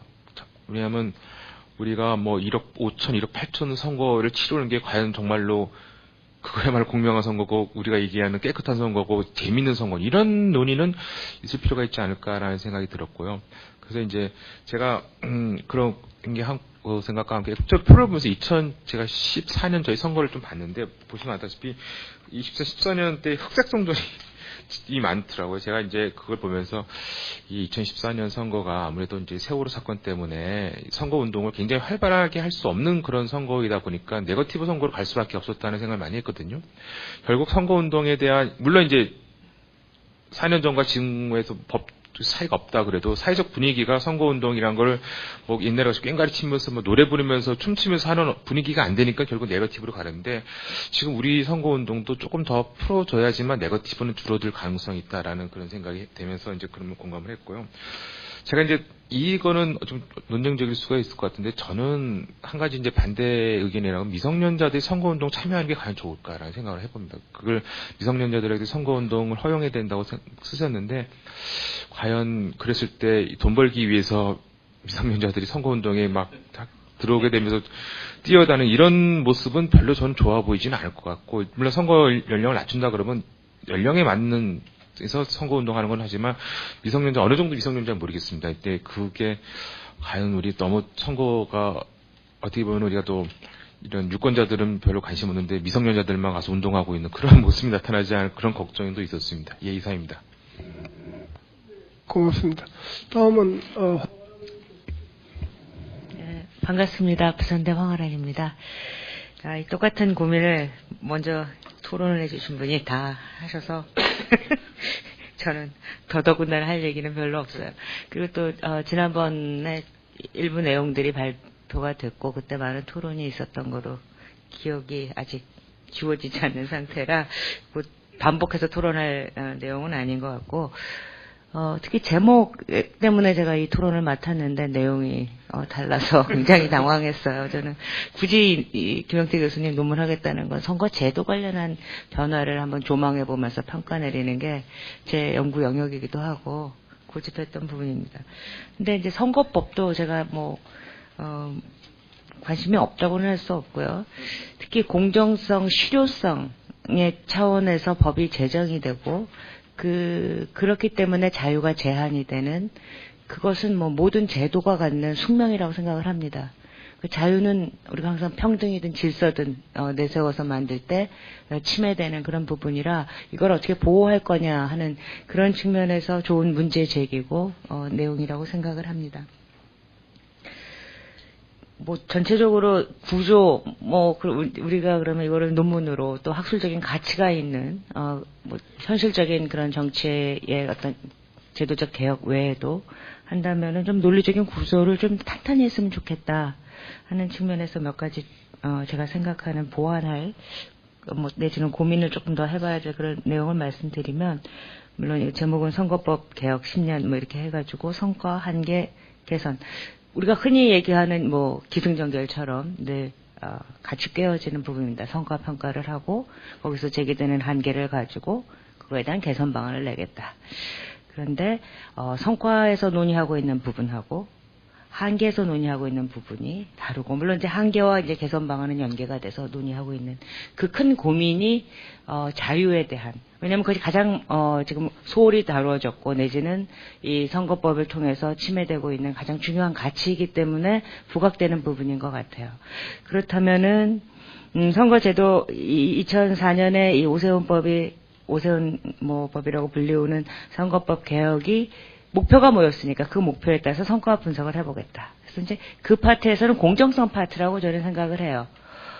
미디어 선거든 그것이 조직에 의한 동원에 의한 그런 걸 줄이기 위한 그런 측면도 있었고 또 불법 단속 건수 비롯해가지고 그런 걸 줄이는 거는 그래서 공정성 파트 측면을 고비용을 줄이는 취지에 그래서 공정성을 하나의 우리가 상응하는 가치라고 하면 그걸 높이기 위한 오세훈법의 성과를 분석해보자. 그래서 성과가 있었던 것 같다.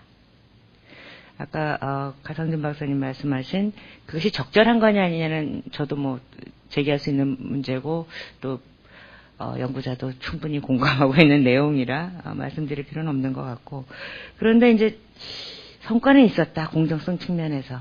그로 인해서 자유가 침해된 거냐라는 논리로 가져가시려고 하는 건지 아니면 그거하고 별도로 이러한 성과가 있든 상관없이 현재 이 법이 여전히 자유를 침해하고 있는 부분들이 많으니까 그 한계를 지적하겠다.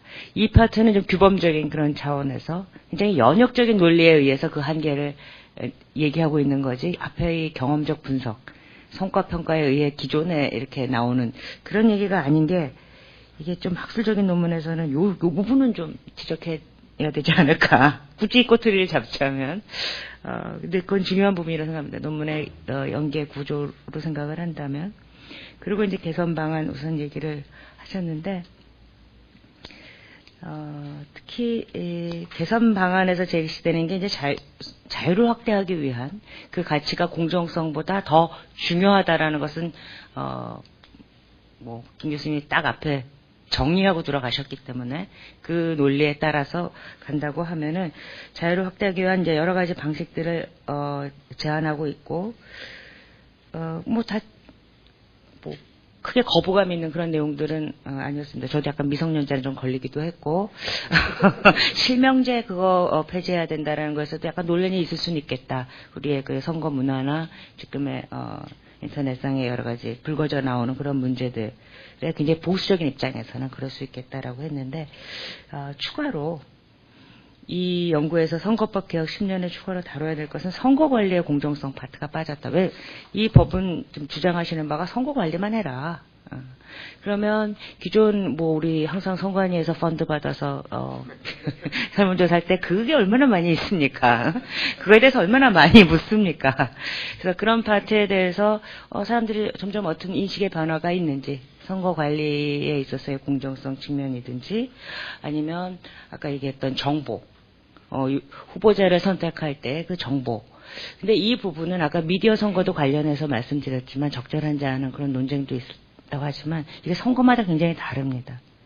그러니까 대통령 선거와 예를 들어서 기초의원 선거에 있어서 미디어의 영향력이라는 건 대통령 선거는 아주 압도적이죠. TV 토론이니 연일 방송하는 그런 파트가 있지만 하지만 이런 미디어 선거가 기초단이나 이런 쪽에서는 전혀 힘을 쓸 수 없는 구조거든요.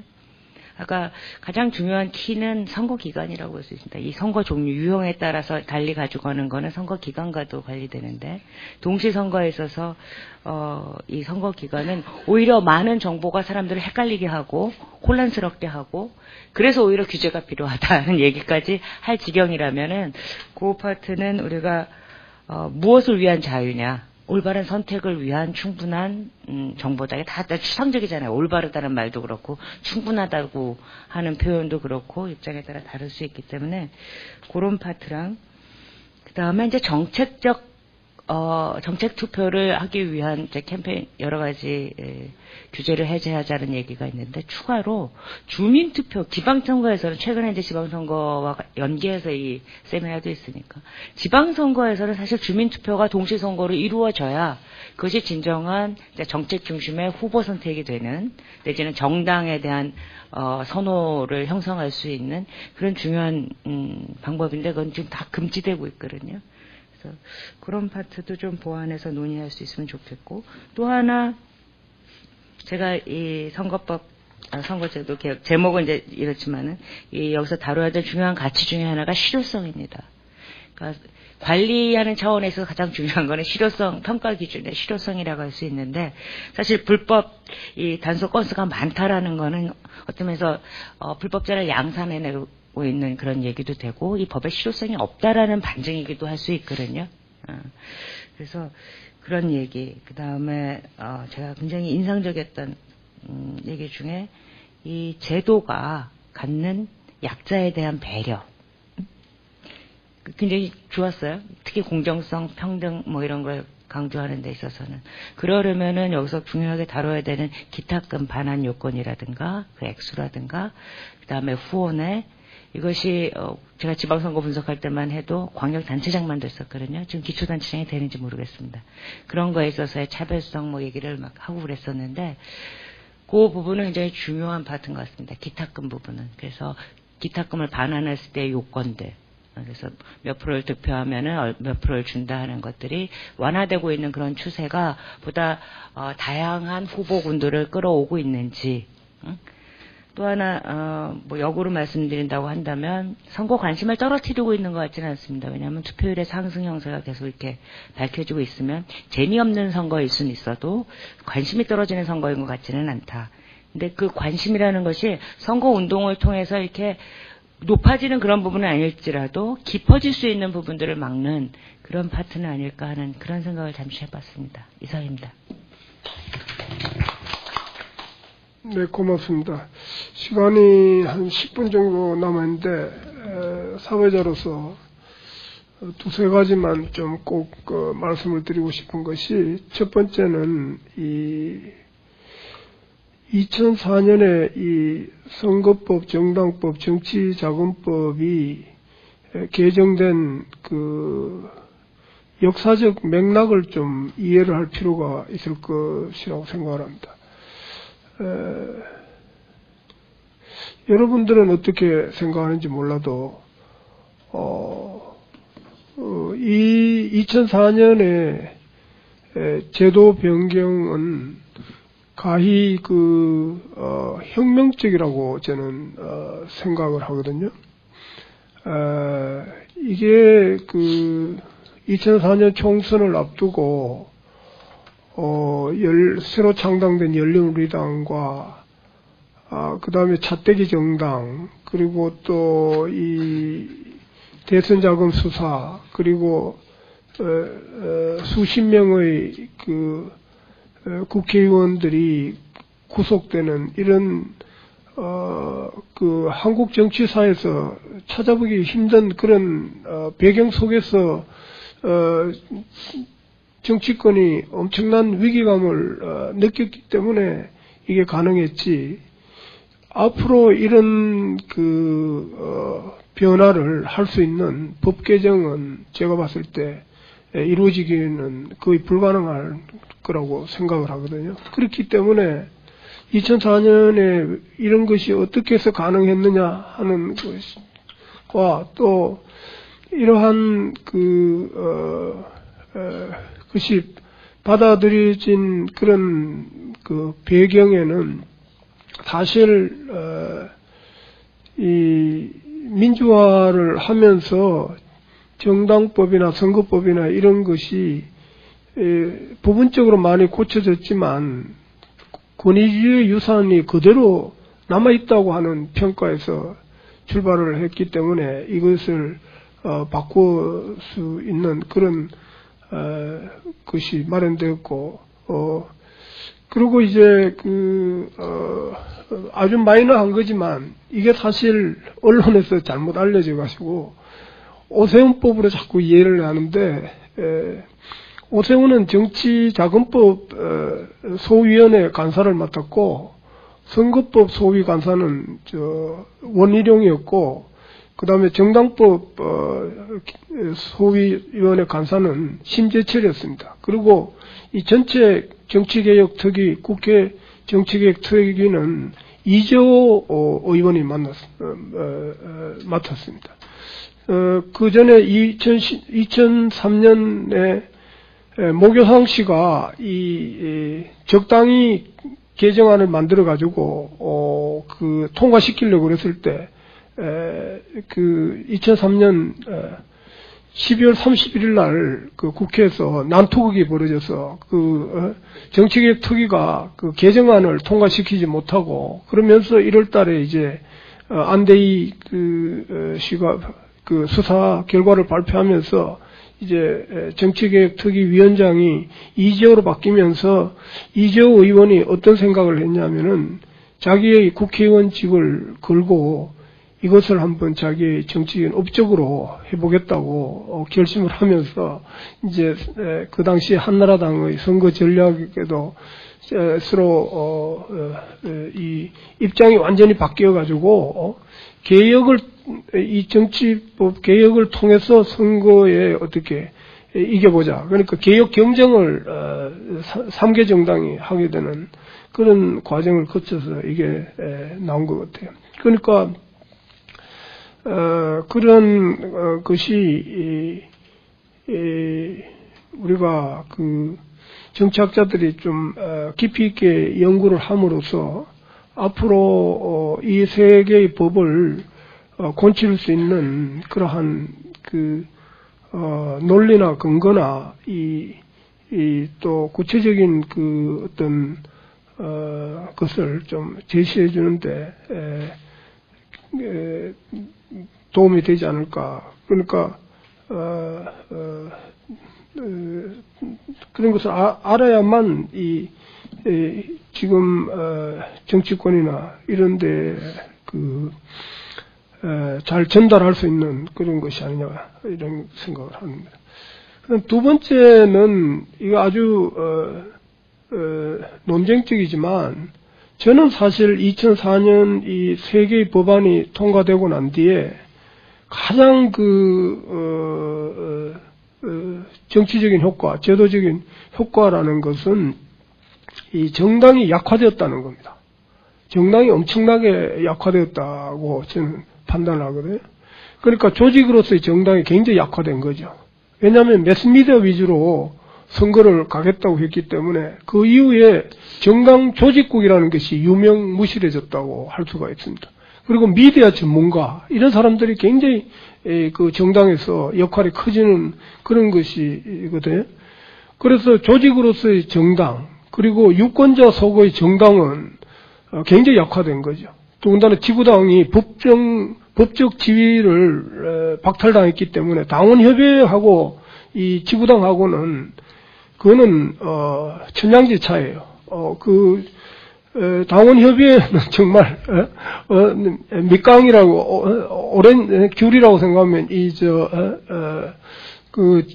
법정 지구당은 정말 제주도에서 제일 좋은 귤이 뭐죠? 천령 한라봉인가? 잠깐 이거 어떻게 보면 파인애플이나 망고하고 다른 그런 거지. 이게 같은 귤하고 귤과의 비교도 아닌 거죠. 그게 법적 지위가 없기 때문에 전혀 보호받지 못하는 그러한 존재가 당원협의회고, 지구당 위원장이라는 것은 법적 지위가 부여되어 있기 때문에 법적으로 자기의 권한을 갖고 있는 거예요.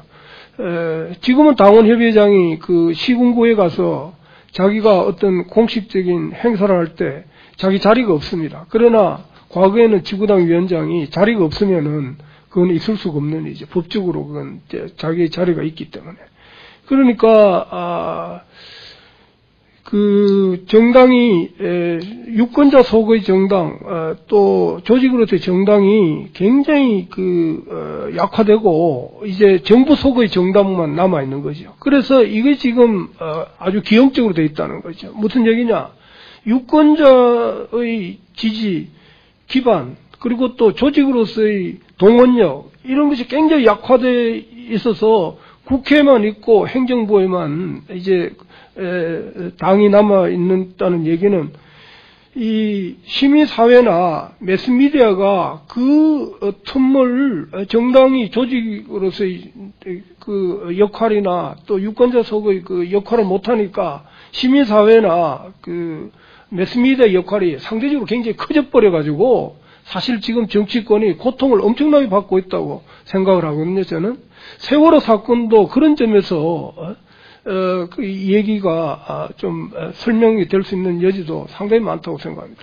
다른 말로 하면 정치권이, 정치사회가 시민사회에 너무 취약한 그러한 모습을 보여주고 있거든요. 그런데 그것은 정치권에서 그것을 정당이 약화되기 때문에 그러한 점이 있지 않느냐 하는 그런 것을 지금 말씀드리고 싶은 거예요. 그래서 이 사실 저는 이 2004년의 세계 법에 대한 평가가 정말 한 번 더 여러 차례 좀 진행이 되고, 그리고 거기에 대한 깊이 있는, 그리고 그때 바꿀 때의 철학이나 논리나 이런 것이 저비용 고비용 저효율을 하겠다는 이런 것보다가 더 많은 논의 속에서 이것이 나왔다는 것을 이해하는 것이 좀 필요하지 않을까 하는 그런 생각을 하게 되는 것입니다. 그러면은 시간이 좀 많이 지났지만 한 5분 남아있기 때문에 두 분 발표자께서 이 리플라이 하시고 마치겠습니다. 그럼 먼저 우리 박명호 교수님. 네. 뉴질랜드가 선거제도 바꾸면서 두 번 국민투표를 했다고 합니다. 한 번은 선거제도를 바꿀 거냐 말 거냐 갖고 투표를 하고, 그 다음에 어떤 제도를 바꿀 거냐를 투표를 했다는데, 정치개혁의 정치는 아마 2004년 케이스뿐만 아니라 그 이후 정당법 등 정치관계법 개정의 어떤 콘텍스트 스페시픽한 것들을 보는 데는 중요한 포인트가 아닐까 생각이 되는데, 앞서 두 분 선생님 토론에서 지적하셨듯이 이제는 조금 거기서 한 발 떨어져서 좀 더 거시 담론적인, 그래서 종합적인 우리 정치 지향 방향과 그 과정에서 정치 과정이 어떤 역할을 해야 되는 거고, 그걸 규율하는 이 선거법, 정당법, 정치자금법 등이 어떻게 이제 상호 조합뿐만 아니라 목적성을 함께 지향해야 되느냐라는 부분에 대한 고민을 해야 되겠다는 생각이 들고요. 앞으로 이 페이퍼를 좀 더 발전시키는데 코멘트들이 많은 도움이 될 거라고 생각합니다. 고맙습니다. 다음은 우리 김영태 교수님. 예, 특히 두 분이 말씀을 해주셨는데 토론 감사드리고요. 말씀드린 부분들에 대해서는 또 제가 많은 고민들을 해봐야 될 것 같습니다. 제가 말씀하신 것 가운데 한 두 가지만 좀 말씀을 드리면, 먼저 2004년 선거법 개혁을 통해서 선거 비용이 전략이 됐느냐, 이제 이런 부분인데, 우리가 효과를 따져보려면 이제 그걸 살펴봐야 되겠죠. 근데 아쉽게도 그런 효과들은 저는 따지기가 어렵다라고 봅니다. 왜냐하면 우리 법에서는 선거 비용 자체를 규제를 하고 있거든요. 그래서 일정액 이상은 쓰지 못하게 하고 있기 때문에 실질적으로 사실은 비용이 줄었다 늘었다라고 이야기하기에는 대단히 어려운 측면이 있고요. 과거의 비용을 줄인다는 문제도 사실은 그게 주로 불법 정치 자금과 관련이 돼 있는 이런 부분들이기 때문에 사실 이것을 우리가 확인하기는 대단히 어려운 측면이 있지 않겠느냐, 이런 생각이 듭니다. 다만 이제 과거보다 그런 게 줄었다라는 게 이제 일반적인 평가다, 이 정도밖에는 이야기할 수밖에 없지 않는가, 이런 생각이 들고요. 다음 두 번째로는 이제 제가 선거운동의 자유의 확대를 이야기를 했는데, 자유의 확대와 관련해서 이게 이제 비용과 연결이 되고 이게 이제 공정성을 해칠 수 있지 않느냐, 이제 이런 것들이 있는데요. 물론 이제 일정 정도 그런 생각을 갖고 있습니다만, 사실은 이제 우리가 다루지 않은 부분에서 이제 이 비용과 관련한 정치 자금 부분에 대해서 전혀 제가 이야기를 하지 않았기 때문에 이제 그런 문제가 발생하는데, 사실 비용에 대한 규제는 저는 일정 정도 필요하다라고 봅니다. 그래서 그 부분과 이 두 가지를 조화를 시키면 문제가 해결이 된다. 그리고 추가적으로 하나 더 말씀드리고 싶은 건, 대부분 우리가 선거운동의 자유를 이야기하면 이제 아까 비용, 공정성 이런 문제에 있어서 대부분 정당 간에 혹은 후보자 간에 비용의 문제 혹은 공정성의 문제, 이걸 생각합니다. 그런데 제가 오히려 더 강조하고 싶은 것은 유권자에게 얼마나 선거운동을 할 수 있는 자유를 주느냐, 정치활동을 할 수 있는 자유를 주느냐, 유권자적인 측면에서 좀 더 볼 필요가 있다. 그리고 이것이 실질적으로 우리는 상당히 봉쇄된 측면이 있고, 이런 것들이 사실은 어떻게 보면 우리 선거가 제대로 기능하지 못하고 우리 정치가 제대로 작동하지 못하게 하는 배경이 되고 있지 않는가, 이런 생각입니다. 그래서 오히려 좀 더 유권자 측면에서 이것을 좀 더 선거법을 볼 필요가 있다. 이 부분을 좀 더 강조해서 말씀드리고 싶고요. 세 번째로는 이제 이 선거법을 운동의 자유를 대표적으로 확대하고 이제 주로 관리적인 측면만 했을 때 관리를 잘하느냐, 이 부분과 관련해서는 저는 그런 생각이 듭니다. 규제가 많아지다 보니까 논문에도 적어뒀습니다만, 규제가 많아지다 보니까 선거관리위원회가 중요해집니다. 힘이 많아지고요. 그리고 선거관리위원회의 판단이 대단히 중요해지게 되죠. 그러다 보니까 이제 최근에 나오는 것들은 선거관리위원회가 대단히 당파적이다, 이런 이야기까지 선거관리위원회가 듣게 되는 거죠. 실제 선관위가 당파적이냐 아니냐는 차치하고 그런 문제가 발생한다는 거예요. 그래서 규제 중심의 선거법을 바꾸게 되면 선관위의 어떤 역할, 기능, 위상 이런 것들이 바뀔 수밖에 없고, 그러다 보면 선거관리의 공정성이라고 하는 부분들도 상당히 변화되는 부분이 생길 수 있을 것이다. 이런 말씀을 드리겠고, 마지막으로 하나, 정당의 약화, 우리 김용호 선생님께서 말씀하셨는데 그거 관련해서 제가 하나 그냥 추가하면, 2004년에 중요한 계획이 있었죠. 우리가 이제 정치자금법을 다루지 않아서 그랬었는데, 사실 2004년 정치자금법 개혁 가운데 하나가 뭐냐면 정당의 중앙당, 시도당에 대한 후원을 금지하는 것이었습니다. 여기 이제 후원은 전부 다 국회의원을 할 수 있는 거죠. 그러다 보니까 사실 지금 정당이 선거운동을 하는 이런 부분에 있어서 상당히 약화된 정당의 약화, 이런 부분이 관계가 있지 않는가, 이런 제도들의 변화도, 그런 말씀을 추가로 드리면서 제 말씀을 마치겠습니다. 감사합니다. 고맙습니다. 김영태 교수님이 정말 잘 지적한 것처럼 중앙선거관리위원회가 이게 제가 3월 달에 가서 보니까 문제가 많은 것이 사실 선거법을 뭐 국회에서 만들지만 지금 규제가 워낙 많으니까 선거관리위원회가 선거 때마다 엄청나게 욕을 먹고 이걸 관리를 하는데 어려움이 많아지니까 작년에 이제 자유주의 선거운동 방식으로 완전히 바꾸자는 이런 이제 안을 내게 된 거예요. 그래서 사실 이게 지금 중앙선거관리위원회의 최대의 과제는 이 멍해를 빨리 줄이거나 이걸 크게 개선시키지 않으면은 김영태 교수가 지적한 것처럼 공정성 시비도 더욱 심해질 거고 앞으로 중앙선거관리위원회가 상당히 어렵기 때문에 이 문제는 정말 심각한 상황에 와 있다고 말씀드릴 수 있겠습니다. 그래서 이 어떤 제 혼자 힘으로는 안 되고 여러분들이 많이 도와주셔야 되는 것이 9명의 위원이 있는데 제 혼자 고군분투하고 있어서 내부에서 도와주신 분이 없으면 외부에서라도 좀 많이 도와주시기 바랍니다. 감사합니다. 오늘 회의는 이것으로 마치겠는데 발표하신 두 분 그리고 토론하신 네 분께 감사드리고 끝까지 들어주신 청중 여러분께 감사합니다. 이상을 마치겠습니다.